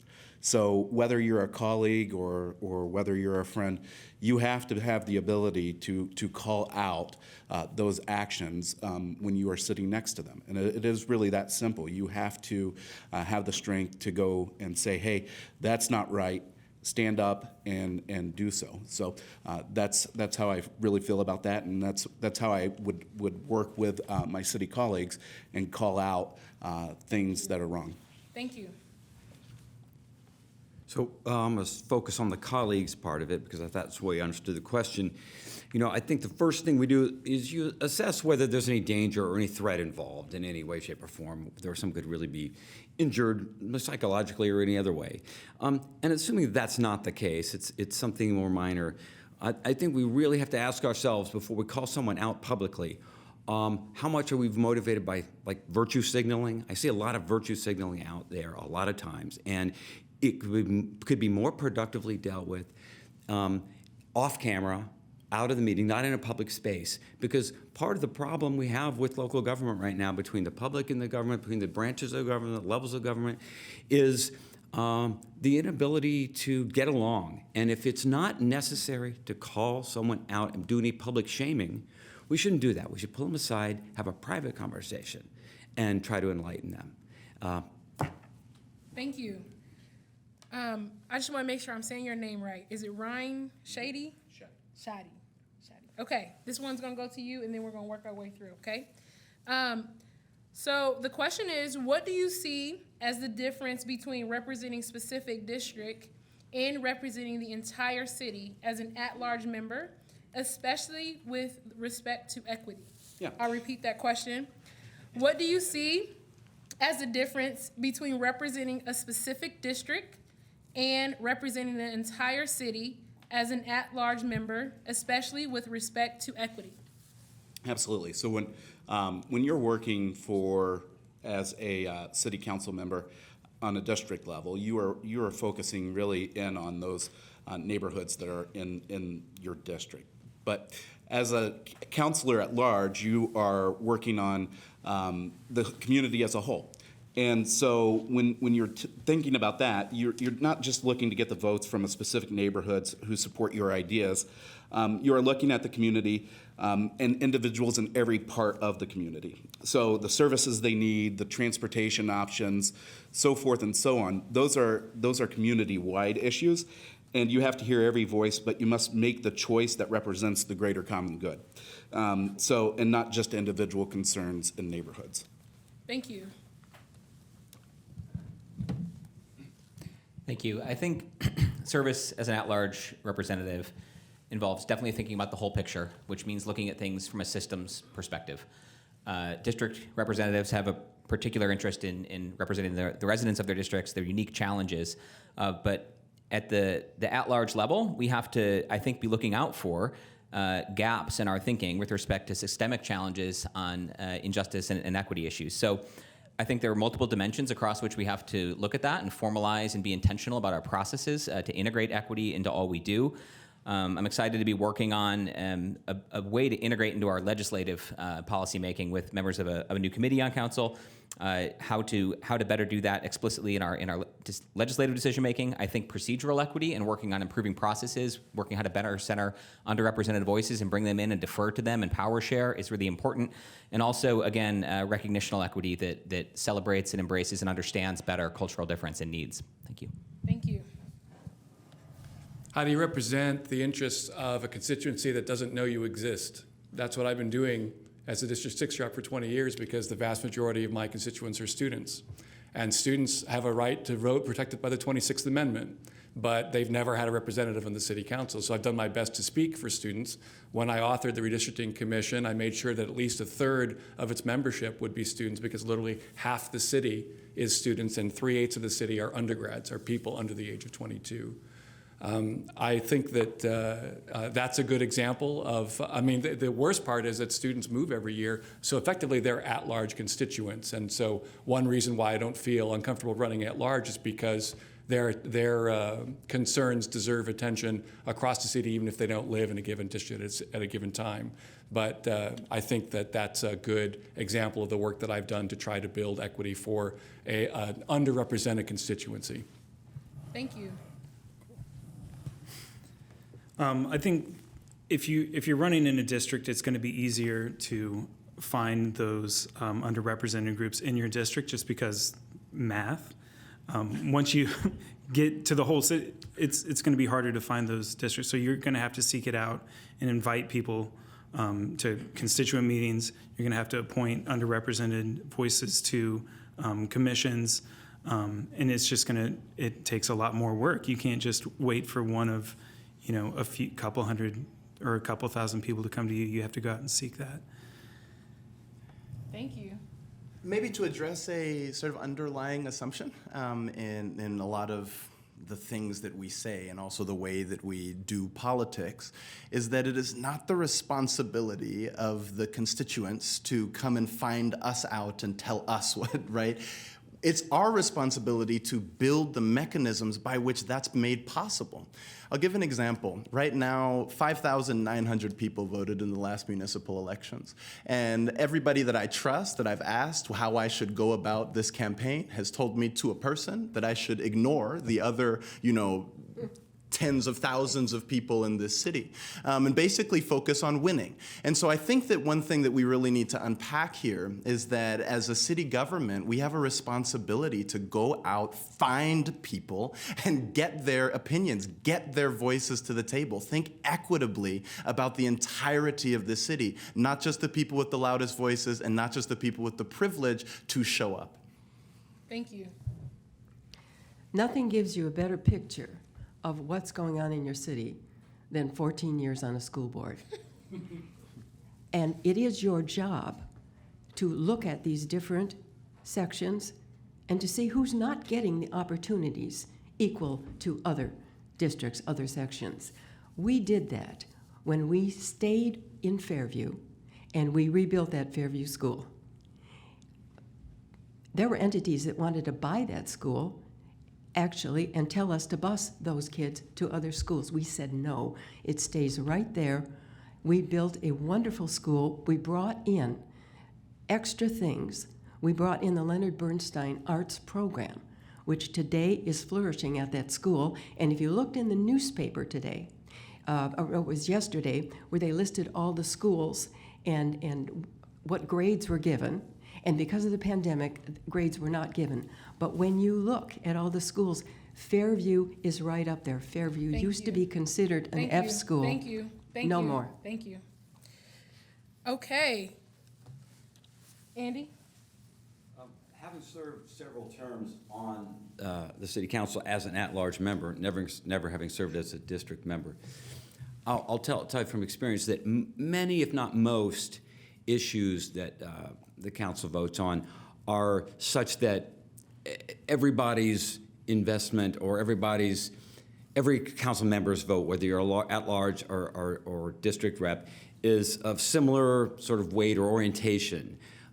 Whether it's a big tax abatement for a company, we don't really have district reps saying, well, that's in my district, so that facility there with jobs there in that district is going to benefit my district. It's more seen as holistic as the whole city for everybody, whether you're district or at large. But the tension is, at-large members, your best resource, your best source of information for at-large members about the districts and the needs of the districts are the district reps. So you got to pay attention to them. You got to listen to them very closely. You got to have a good working relationship, but you got to also be able to say, well, I don't think that stormwater need or that sidewalk need is actually Thank you. We have a 30-second rebuttal. Anyone? Yes. Wait. 30 seconds. Go. Well, again, as a district rep who's running at large, I can say I just want to shout out to all the people running for district representation because it is important. And more specifically, I think that you're going to see conflicts among district reps that you wouldn't see among at large. So it's important for anybody running at large to recognize that, yes, a district rep is going to have a bias for their district, and they are going to fight for resources for their district. And they shouldn't be discouraged from it. Thank you. Any other rebuttals? All right. We'll move on to our next question. What barriers exist that make it difficult for some communities to register and or cast their votes? How would you work to dismantle them? We'll start with Isaac Acer. What barriers exist that make it difficult for some communities to register and or cast their votes? How would you work to dismantle them? So one is how early the voting registration deadline closes. A lot of people start paying attention after the voting registration deadline closes, and a lot of us who are politicians and would-be politicians start really campaigning after the election deadline closes. I think that there's a barrier in incentives in that we don't really have an incentive to keep reaching out to more people, and I think that's a problem outside of election season, and that's something that has to happen. I think that half of our city, in terms of people who could vote, are students, and it's really, really difficult to reach students. It's very difficult, particularly for people on IU's campus, to talk about elections without seeming like inherently political, but we've done a lot of work already to start to think about how might we get into the dorms and so on. I think that students should arrive here and get a packet from day one that says, like, this is your new community, these are the things that's going on, here's the schedule of voting, and so on and so forth. But I think the main issue is just sort of registration deadlines and incentives. Thank you. A lot of the barriers happen at the state level as well. Purging of voter rolls, also the fact that Indiana municipal elections are on off years. There have been a number of people whose doors I've knocked on recently who didn't even know that an election was happening, or that they needed to check their status. A lot of people still don't know about early voting too. So it's a lot about getting the word out, making sure that people know that they're registered. I think there's a lot of complacency in Bloomington too, because we have that perception that we're doing fine and we're a big liberal community, and it's not going to be long before we actually, if we stay complacent, that we're going to have to fight people on the city level that are going to start going after the way that we teach history, or start going after the LGBTQ plus community. I've been up at the State House already a number of times this year, and it's definitely coming for Indiana. So making sure that we get the word out and education and just get people out to the polls. Thank you. Going back to representing students, I mean, when primary day is the Tuesday after finals week, and some years it's that way, this year it's the Tuesday of finals week, but before early voting, it was very difficult to get students to vote. I've had more people, I've thrown parties bigger than people who voted for me and my opponent put together because there's so little student turnout. Also, again, students are all but forced to move every year, except the ones who are the absolute wealthiest who can afford to stay in the same apartment without worrying about whatever rent increases are going to be. So it's very, very difficult to help this constituency get represented. And of course, it crosses other kinds of constituencies, but it's a big one that, as Jonah said, there's a lot of issues at the state level, but that doesn't mean that we can't work to make it more effective to address newcomers to our community who may move around and not know who the district rep is. That's a really important thing for an at-large rep. Thank you. There are a lot of barriers, certainly from the state, as has been mentioned, overly strict photo ID requirements, really restrictive voting hours. Indiana has some of the worst. Accessibility of polling places. I think requirement of physical street address is a challenge for our unhoused neighbors in particular. The student population, certainly we could do more. There's a lot of great work going on at PACE and other places from advocates in the community building capacity, but there's got to be a way to get this automatic and built into registration, birth bill, whatever it is, to get more folks registering, understanding they can vote here. It's a nut we really need to crack. I think a lot of the way we overcome some of these barriers are through education and resources to support this. Social service organizations are certainly doing that. Other advocates in the community. Government has a central and key role to play, city and county government both. And so to provide that support, that means political will and funding support ultimately, and recognize the importance of this issue. Thank you. Thank you. So I like going in this position because a lot of them have already answered what I had wrote down. But that being said, I think a big number is that has already been mentioned. 5,900 people have voted or voted in the last municipal election. That's out of a city of 80,000. That is a terrible number, and you have to look holistically at what's causing those lower numbers. And right now, we even have early voter. The early voter registration is at a historical low. So, looking at that, we live in a state that does severely restrict voting access, and we need to look at ways that we can hopefully get them to allow registration up till up till the election day.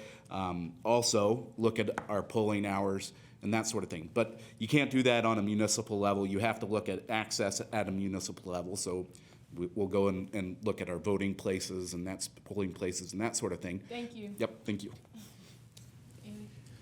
Yeah, so of course, as has been mentioned, a lot of these barriers are, they're not in control of City Council in any way, shape, or form. A lot of these election laws and restrictions and regulations, and we have a state government that seems to want to be restrictive.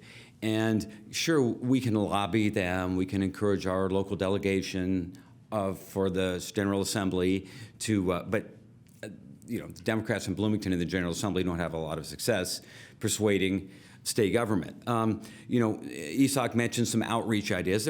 We could do some more outreach in areas, but I think the most fundamental thing we've got to keep in mind is, and this is one of the things I'm campaigning on, you know, the county, the election mechanism is really a county responsibility. It's in the county government more.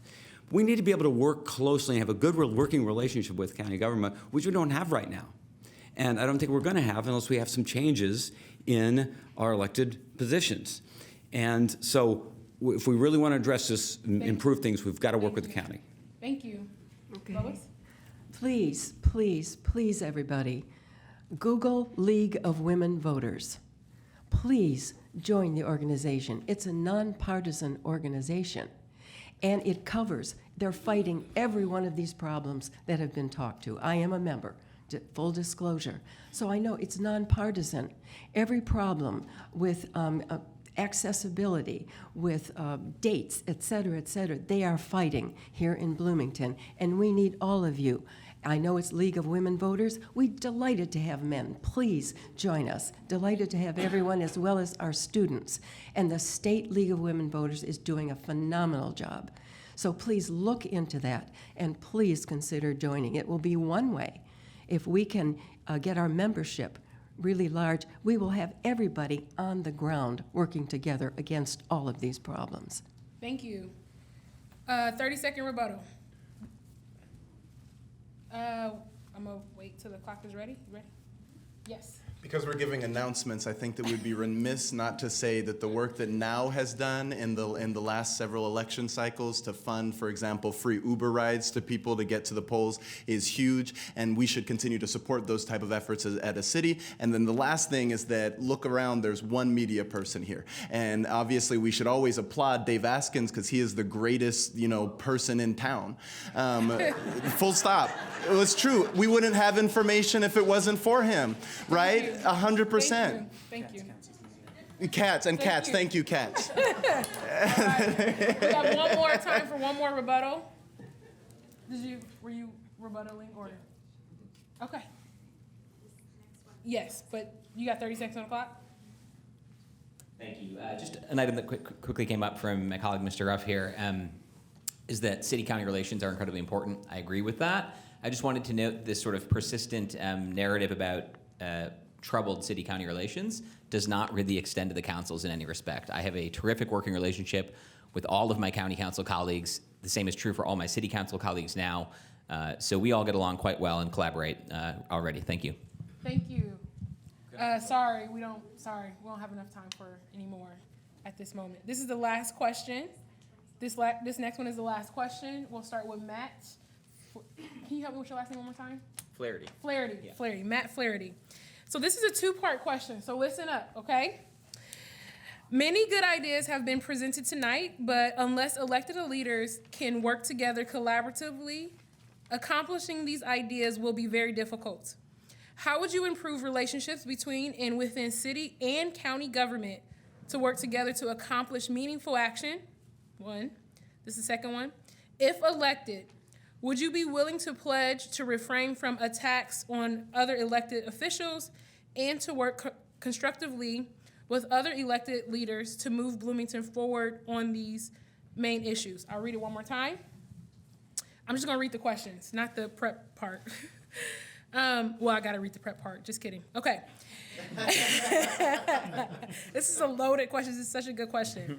Many good ideas have been presented today, but unless elected leaders can work together collaboratively, accomplishing these ideas can be difficult. How would you improve relationships between and within city and county government to work together to accomplish meaningful action? If elected, would you be willing to pledge to refrain from attacks on other elected officials and to work constructively with other elected leaders to move Bloomington forward on these main issues? Starting with Matt. Thank you. I'm going to answer the second one first, which is absolutely, I would pledge to work constructively and refrain from attacks of my colleagues. To my knowledge, I've never attacked a colleague of any kind in city or county government. We have difficult conversations over difficult policy issues, and I think it's important to try to work on those as constructively as possible. And we should be careful not to conflate disagreement on policy as conflict or bad conflict. We need those conversations because that's how we overcome injustice and inequity in our community.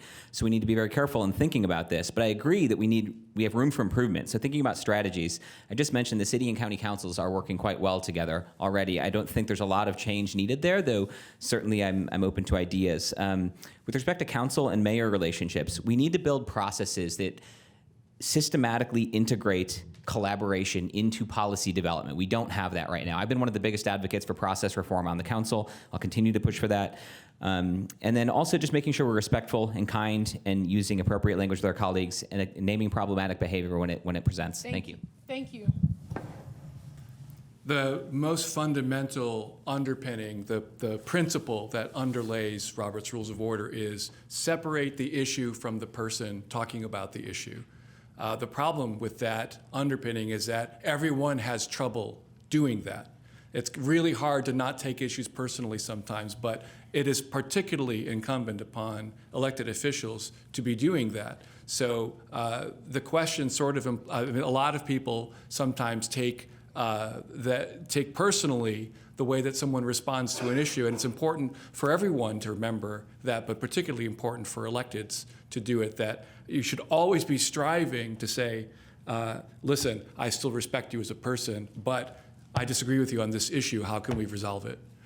So that's the one thing I would urge everyone to keep in mind, no matter what they're doing on what side of the issue, no matter what their status is. You've got to always be striving to separate the issue from the person. Thank you. I think it's important to recognize that collaboration starts on the ground floor, and it's not after you've already formed an opinion and an idea and have a plan in place, and then you start looking for collaboration. That's where you get into personal attacks and entrenchment. Maybe not personal attacks. Excluding, I already said that, our entire system of government is based on collaboration and compromise and working together. It's important also to realize that taking a critical view of something is not the same as a personal attack. And collaboration is important also because we have inherent biases that we're not always aware of. We need different perspectives to let us know what those biases are and just to generate different ideas. And I would absolutely pledge to not devolve into personal attacks. Thank you. I think that we need to put people over politics. Keep city at the center of everything that we do and the residents of the city at the center of everything we do. I'm so excited. I wish that every single one of these people could be elected and I could work with every single one of them and everybody else running. And the reality is that we will, regardless of who is elected and who you choose, me plus 2 others, but whoever, regardless of whoever you choose, and genuinely, even if I wasn't elected, we are all making that commitment to continue to work to make our city a better place. We love it. That's why we're running, and we have to continue to remember that at all times. Thank you so much. Thank you. Of course, I pledge to get along and to respect everyone I work with. And regardless who gets elected, I am there to work. Let's go to work. Let's solve these problems, or at least begin to solve these problems. So what happens when you meet someone and things don't seem to be going well? You break bread. You invite them for coffee. Let's have a lunch together. Let's sit down and talk. When you break bread with somebody, by the time you get done, you've become a member of a family. It works. Thank you. Thank you. Andy? Yeah, it'll be interesting to see if Dave Askins, when he writes something critical of Isaac.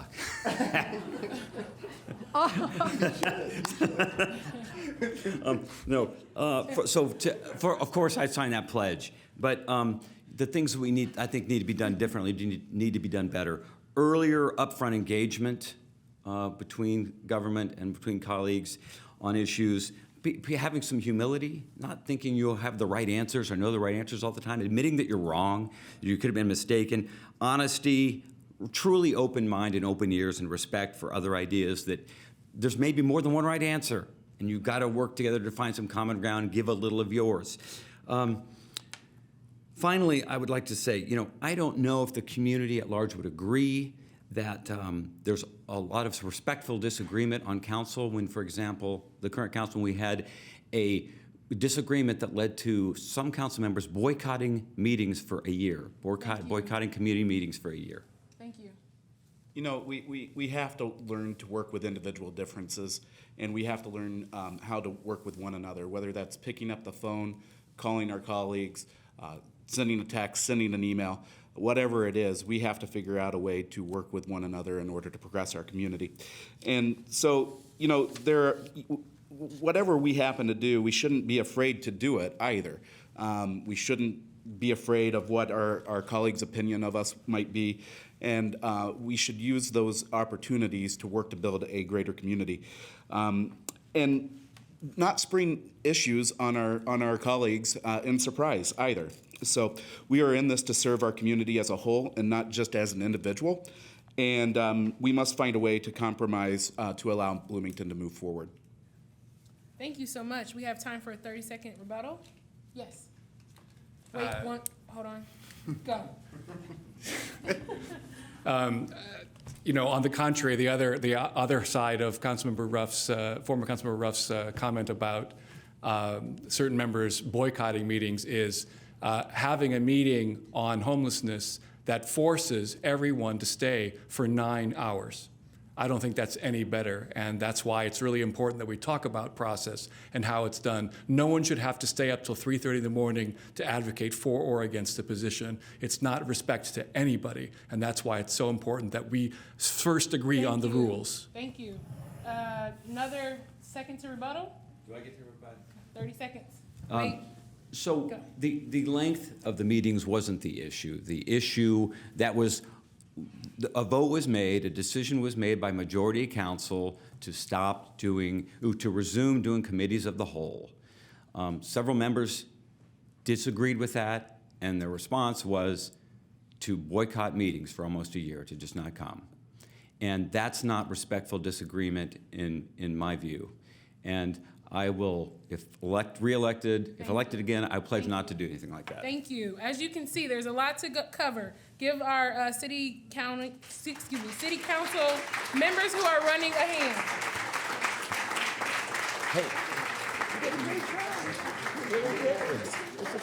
We will now have a 10-minute break, and the following candidate forum will be for our mayors. Thank you so much. All right, everyone, we're going to get started now.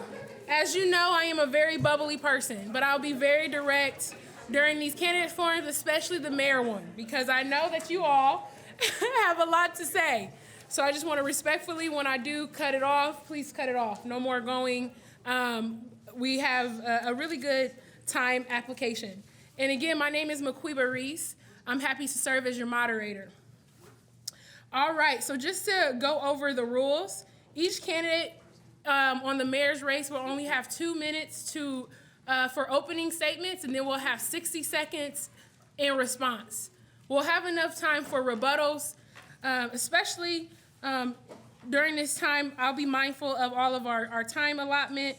And we do have a candidate that will have to leave relatively earlier. And so please do not take that as okay, bye. It's more so there's an additional commitment, and we've already communicated with that.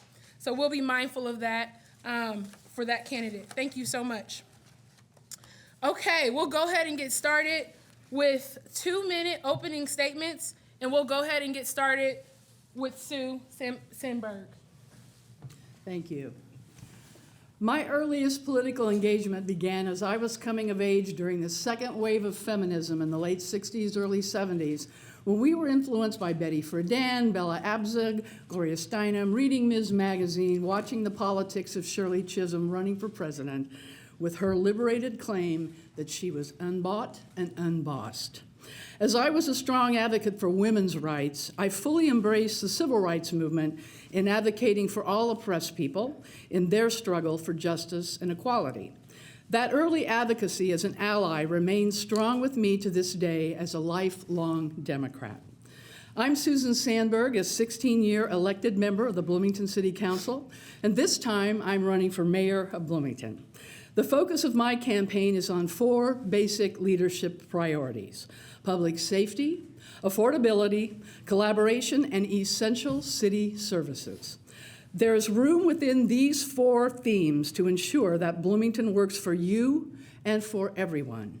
Everyone who lives, works, goes to school, and seeks a quality of life in Bloomington deserves a city government that respects human rights and works to protect your health and safety. I have been, and I will continue to be, that leader for Bloomington's mayor. And we thank the sponsors for this opportunity today. Thank you so much. Hello, folks. I'm Don Griffin. I've lived here for 52 years. I'm going to live here for another 50 years. I've been around for a while. I've got my hands on a lot of things, whether it's parks, whether it's trails, whether it's your garages. I was the deputy mayor for the last 2 years. I've owned Griffin Realty, one of the largest African-American real estate companies in the state. I have been a redevelopment commissioner twice, and for 6 years I was actually the president of the redevelopment commission. I want you to believe in Bloomington. When you believe in Bloomington, you believe in me, all right? Believe in Bloomington means that we'll be a sustainable community. We will be leaders in diversity, inclusion, and accessibility and the sense of belonging. We will create more housing opportunities for everyone, and we will be an economic and cultural force in the Midwest. My name is Don Griffin. Believe in Bloomington and believe in me. Thank you. Hi, I'm Carrie Thompson. Thank you to the sponsors of this event for the meaningful conversation that we're already having this afternoon. I have been in Bloomington since 1997. I chose Bloomington as my hometown because it's an incredible city. And I'm running for mayor because I think our city government should be just as incredible. I have been working at the ground level to create community for my entire professional career, and even before I entered the professional world. What we do in community matters, but in order to do it well, we need all of the voices we possibly can to be active in our city government and in ideating about not only how we solve challenges, but how we can take advantage of the incredible opportunities that are in front of us at the City of Bloomington. I have 3 basic priorities. The first is how we do government. Bringing voices to the table, building bridges among people who frequently disagree with one another, and using those voices to improve the ideas at hand is something that I have done during the 20 years that I was CEO of Habitat, and in the 5 years since then that I have been leading the Center for Rural Engagement. Second, attainable housing. People who work in Bloomington should be able to afford to live here. We need to address our housing crisis. And finally, public safety, especially as it pertains to our mental health and substance use crisis. We need services for people so that they can remain safe, and we need to create a system of dignity. It is not okay. Thank you. Thank you so much. All right, so I just want to reiterate the rules. Thank you for your opening statements. Carrie down here, not to confuse Carrie up here, okay? Look, right here, she'll have a 20 seconds, and then she'll also have a stop. And that's the cue to cut off. And each candidate, you will have 60 seconds to respond to the questions. The first question we have, how would equity and social justice influence how you approach issues of one of the following: houselessness, policing, accessibility, or budgeting? I'll repeat each question after I state it. How would equity and social justice influence how you approach issues of houselessness, policing, accessibility, or budgeting? We'll start with Don. You know, let's talk about accessibility because there's some intersectionality when we're talking about accessibility. You know, all of us it doesn't matter what color we are. It's not going to matter how old we are or who we love. Accessibility is going to be could be a major issue for any of us. And so on my daily life, I'm always looking at social, how we react socially in regards to equality and I'm sorry, what was that? 20 seconds. 20 seconds. Okay, I'm sorry. Okay, I got it. But that's my life, and so when we're looking at policing, when we're looking at the other things that you talk about, I always have that lens. It's not a rose-colored lens. It's a green-colored lens, if that's what you want to call it. Thank you. Thank you. I'll choose to talk about houselessness. Housing is where we restore ourselves. And without equity in the provision of housing, what we come to is a community of haves and have-nots that are divided based on what we look like, what we have access to, and perhaps our educational history. The challenge that we have in Bloomington and actually around the country is creating equity. And we have a history in our country of keeping some people out of housing. That's not okay. It's not okay for any of us because proximity matters. It matters where we live and it matters how we're housed. Creating equity needs to be a systematic change in our city government, but also in our social services. Thank you so much. Let's talk about policing. It is a critical element in the issue of public safety. And we have a lot of people looking at this these days. We are evolving as a community, as we should. And our policing needs to be that of a community where we're all coming together and we're all taking a look at the problems and making sure that we're solving them in a respectful manner. Our CAPS Commission, which some of the council members have already referred to, are working on alternative to public safety outreach. And their slogan, which I love and totally buy, is safety for all at the expense of none. And so these are the discussions we need to have, both at our Board of Public Safety level, our community level, our Chief of Police, everyone taking a look at how do we make those incremental changes and those necessary changes to make sure policing is respectful. It is not, they are not people who are distrusted in the community, but looked at as those that keep us all safe when there are criminal activities in our community that need to be addressed. We have to continue on with that community work. Thank you so much. Time for rebuttals, 30 seconds. Anyone like to rebuttal? Okay, we'll move on. This is from the audience. What can be done locally to create more equitable healthcare outcomes?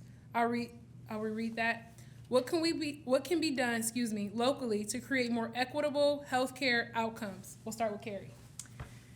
I would start with access to care. We have right now a shortage of physicians, and I continue to hear at the doors and elsewhere that the only way I got a physician is because I knew somebody. You shouldn't have to know somebody to get medical care. And I have to imagine that some people know more people than others. And so the first thing is that we need access to care, and we need equitable access to care. But then we also need to look at how people are treated within that care. Our health outcomes, for instance, for Black women who are giving birth are abysmal in Indiana. That is not acceptable. Prenatal care, equity of access, but then equal treatment when you are in care is critical. We must be listening. Thank you. Yes, Bloomington is very special. It always has been to me. It's why I love living here. We had the Volunteers in Medicine Clinic, which was such a gem in this community. It is now under the auspices of HealthNet, which is meant to work with individuals who are either underinsured or have no insurance. That's a pride point. We need to do more. We need to build on that community health care with respect to mental health as well. We need to be able to access the money that's coming from the state, we hope, that we can leverage to be able to do better. We've got mobile health care units that Centerstone now has out, addressing mental health needs in our community. So I like what we're doing. I think there's room for doing a whole lot more to make sure that people without insurance, people that are of limited means, do have the health care they deserve and they need. Thank you. Access to health care, both mental and physical, is one of the most pressing things of our community, in our community. And it stems with more having better conversation and serious conversations with our largest healthcare provider. You know, it's no secret that at one point in time they were moving a lot of specialists to Indianapolis and having folks move see their specialist out of town. And so we've got to have them. You know, it takes a year or sometimes 6 months to a year for those that do know someone to get in. And folks who don't have a connection, it's either hard or impossible for that to happen. So we've got to have a better sorry. Thank you. Thank you. Rebuttals? I'll just comment that with all due respect for service that has happened, I feel like the equitable healthcare access conversation should have started before now. We have gotten behind, and we have gotten so far behind. The city is one of the most powerful conveners there is. And bringing people to the table to see how we can creatively lift up these great service providers that we do have, but also add what we need is critical. Thank you. Yes. Oh, I'd like a rebuttal. Those conversations have been going on. And it's not just Bloomington that's facing this. You've got a behemoth in IU Health that is doing this to all communities, multi-billion-dollar company that's doing this to all communities, and it's a monopoly. And so, yes, Bloomington government has been involved. Indiana University, or IU Health, is a huge company, but you're right, more pressure needs to be put on them. Thank you. All right, we'll move into the next question. How would you describe the racial climate in Monroe County, Bloomington? We'll start with Sue. I'll read that one more time. How would you describe the racial climate in Monroe County, Bloomington? I would say it is uneasy with things going on at the national level, things obviously that take place here at the local level. We can certainly have conversations where it might seem that there are conflicts, but I always take the view that with conflict comes the opportunity to have discussions just like we're having here today. And so I am hopeful that with more of these opportunities to sit down with individuals who may be experiencing things in this community that we need to address and we need to be very vocal about as leaders of this community. I'm more than happy to have these conversations. Thank you. Bloomington, we're in silos. We've got all these great ingredients. It's like having a kitchen with all these great ingredients that are. We brag about having different cultures, but no one has had a chance to mix them up. And right now, it's just. We've got to do better. We were a community for a long time that said we didn't see our differences. This next chapter that we have, we need to say we see our differences and we celebrate them. And we're the only community that can actually do that. When you look at the pie that we have, the folks that we have, putting it all together, I mean, we can be great. Thank you. I think that we are a nice Midwestern town full of great liberal Democrats. And sometimes we don't recognize the racism that exists here and the separation that exists here. And we do need not only to come together and mix it up, but I think that we have a ways to go to keep people safe. We have seen that, and we have seen not only microaggressions, but actually violent acts. Not only subtle little instances, but crimes. And we need to talk about that openly and figure out how we can make some inroads into a community where all can prosper. Thank you. Any rebuttals? 30 seconds. All right, we'll move to the next question. Racial justice and equity have been a recent focus of attention in our local schools with respect to hate incidences and the achievement gap. Is there a role for city county government in addressing racial disparities in our communities, in our schools? What is that role? I'll repeat that and then they'll go to you, Don. Racial justice and equity have been a recent focus of attention in our local schools with respect to hate incidences and achievement gap. Is there a role for city county government in addressing racial disparities in our communities' schools? What is that role? Absolutely. We're losing a lot of families.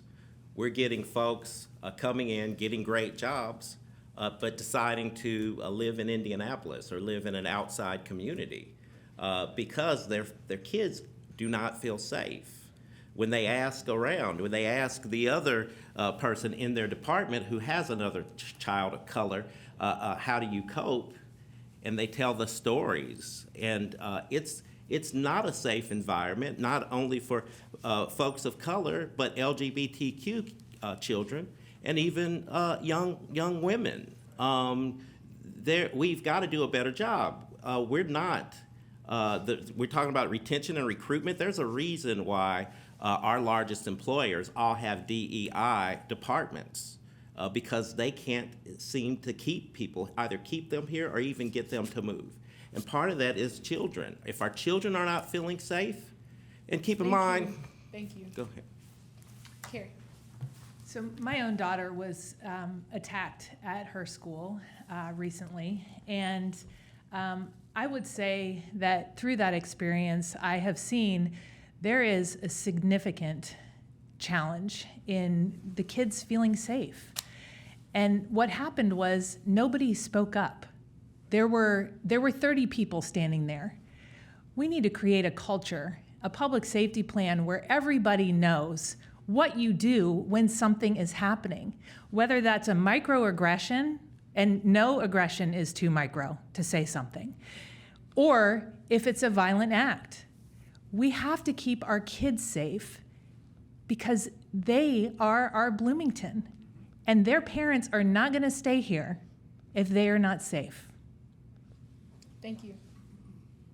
The city's role in the school systems is one of collaboration.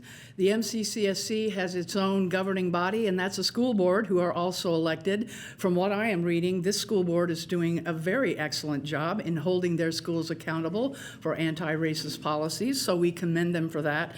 I have an opportunity through the Chamber's legislative meetings to sit in on the monthly updates from our state legislators, and Superintendent Hauswald is often a member of that discussion where he is advocating on behalf of his school systems at the state to make sure that we're all cooperating and making sure that our school systems are doing everything in their power to keep students safe, particularly when it comes to the incidents of racism and hate that unfortunately we must address. Thank you. 30-second rebuttals, starting now. You know, I have had several talks with the superintendent in regards to how his students are doing, and he's done a great job. But what we've got is an institutional, long-term, bigoted, racist society that I went through, and my son, who's 21, went through.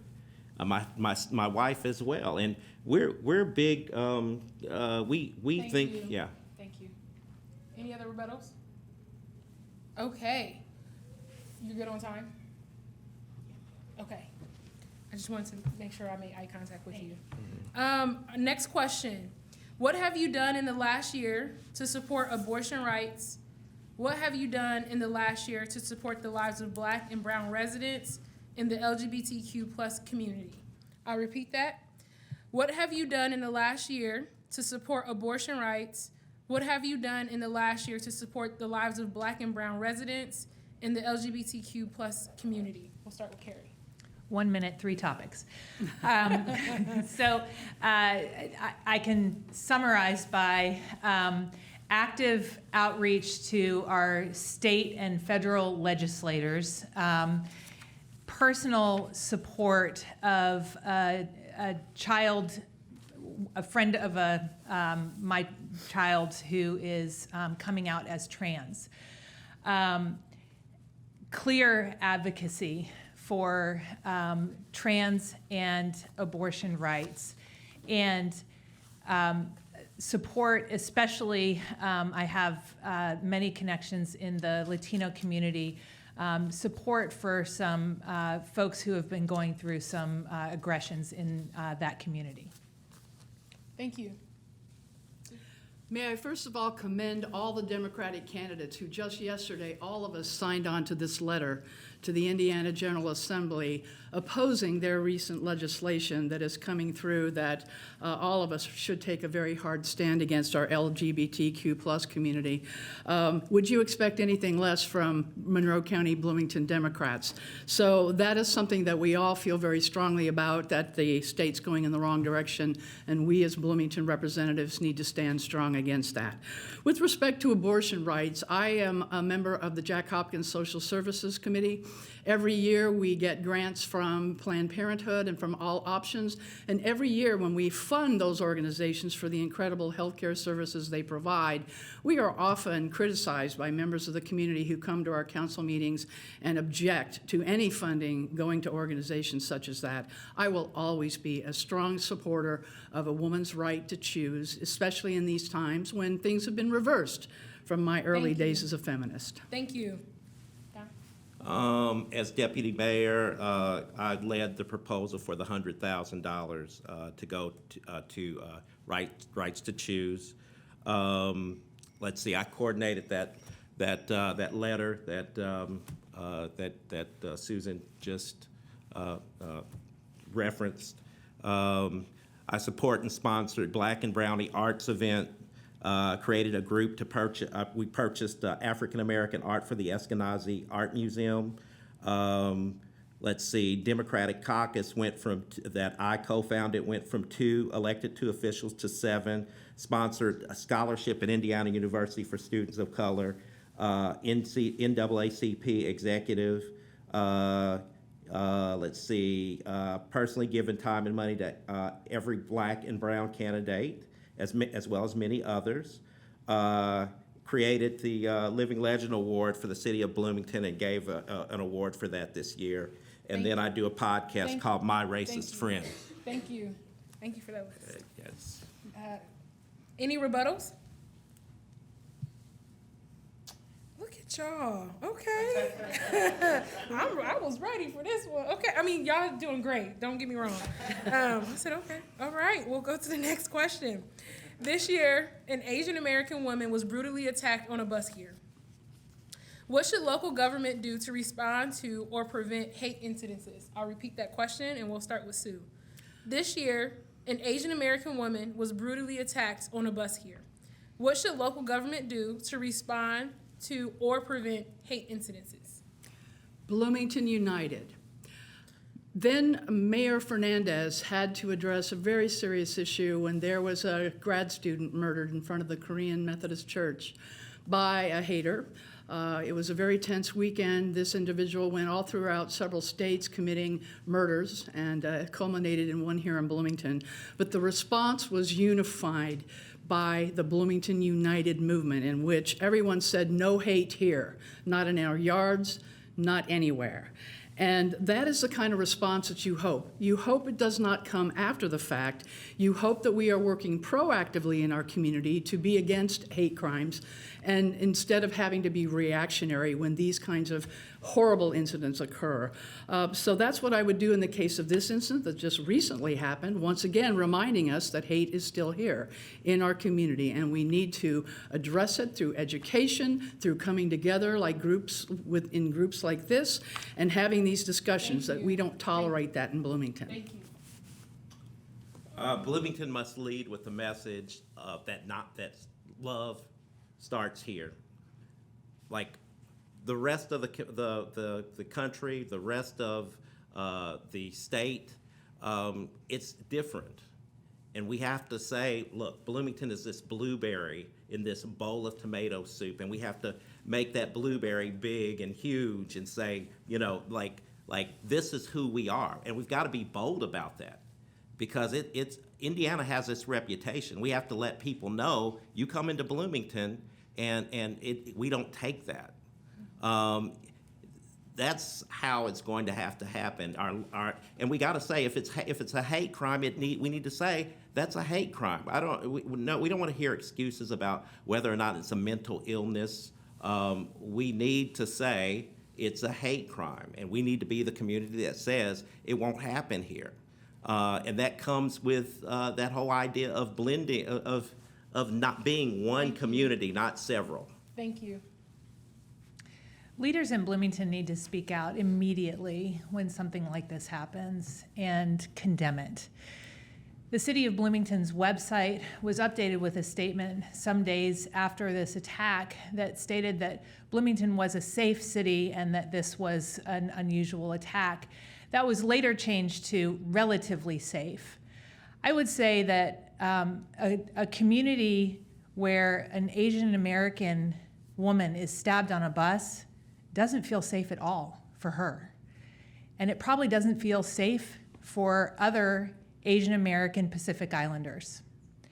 There are other incidents that have happened.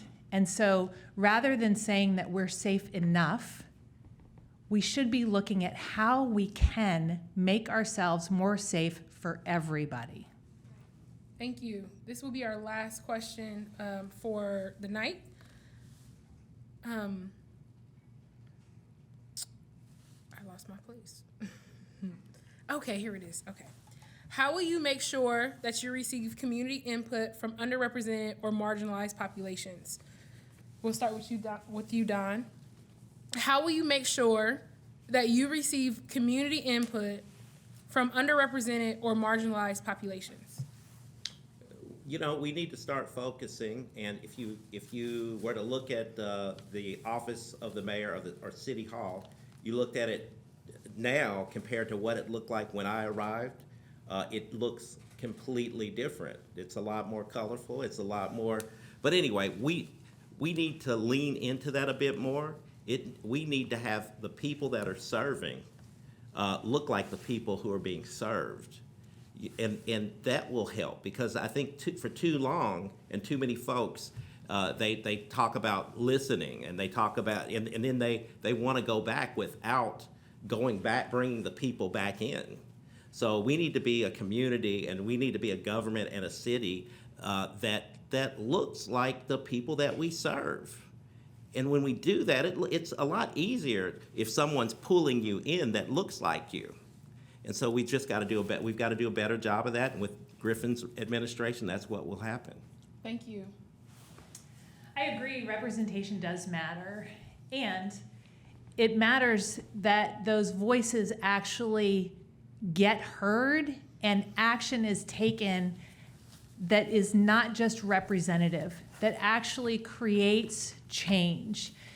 In order to get those voices to the table has to be somewhere other than just in City Hall. So we have to go to where people are and listen to them there. But then we have to do something with what we hear. Listening is not enough. In my administration, we will listen, then we will learn, and finally, we will lead to create impact. Thank you. Thank you. A Sandberg administration will definitely go about the business of affecting better communications, better collaborations, better partnerships. We do that in a number of ways. We have to do it right in City Hall with who we appoint to boards and commissions, who we hire to lead forward efforts, and then these respectful and these collaborative and these productive conversations that we have with all the agencies and with all the private sector individuals who have a piece of this puzzle. In the 2019 report that I helped facilitate on council for the Affordable Living Committee, we did issue a report that was, I'm very proud of, Working Hard, Falling Behind, in which we did go out and we talked to members of the community who were struggling with poverty. So these are things that are very familiar to me, someone who's worked in social services before. I know how to do that. I have done that, and I will continue to do that as mayor of Bloomington. Thank you. Thank you so much. Any rebuttals? 30 seconds. Boy, people are building a lot of tables. I think we need to figure out a different, maybe a room or something else. There just seems to be a lot of tables going on here. Sorry. No, thank you. Any follow-up? All right. Thank you so much. Well, let's go ahead and give a round of applause to our mayor candidates. We can do a little bit better than that. Thank you, thank you. There you go. I'd be remiss if I didn't read the NAACP's mission statement.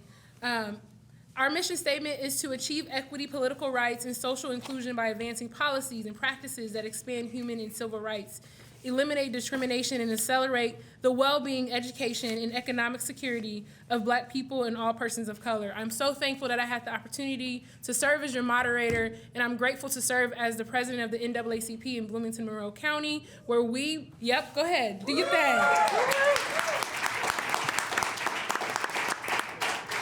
It's a pleasure to build coalitions. So shout out to all of the coalitions. I know Julie's going to come up and speak about each individual, but it's a privilege to serve and to be a coalition because it is very important for us to make sure that we're unified in our approach as it relates to what we want to see in this community, because through community there is unity.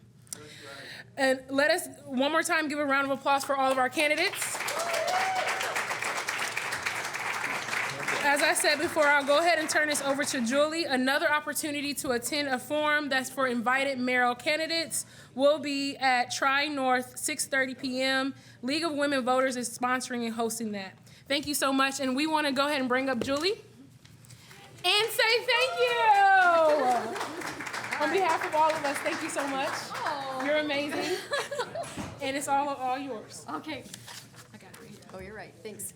So thank you for joining us today for this municipal candidate forum focusing on racial justice, social justice, and economic justice issues facing our community. So this is the voting information. Early in-person voting begins on Tuesday, April 4th at 302 South Walnut. That is the old Napa building across from the bus station on Walnut Street. Used to be a blue building and is now a white building. You know what I'm talking about. All right. Early voting will be available there on almost all weekdays and some Saturdays up until Election Day. Election Day is Tuesday, May 2nd. And voting that day will be at your precinct location. So you can stop by the table outside if you would like more details about early voting or your voting location for Election Day. We can help you figure that out. This concludes today's Municipal Candidate Forum. I especially want to thank Maquiba Reese for serving as our moderator today.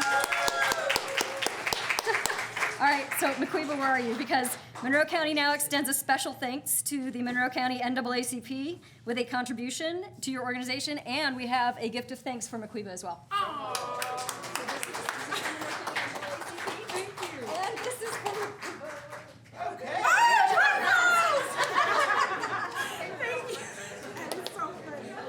Thank you. Also, thank you to all of the candidates who participated and the Monroe County Public Library and CATS, our Community Access Broadcasting for the space and online streaming. And finally, thank you again to all of our sponsors. Okay, University Alliance for Racial Justice, Monroe County Now, the Kappa Tau Omega chapter of the Alpha Kappa Alpha sorority, the Indiana chapter of the National Asian Pacific American Women's Forum, the Indiana University Political and Civic Engagement Program, the IU Student Government, and the Indiana Coalition for Public Education in Monroe County. Thank you and have a good evening.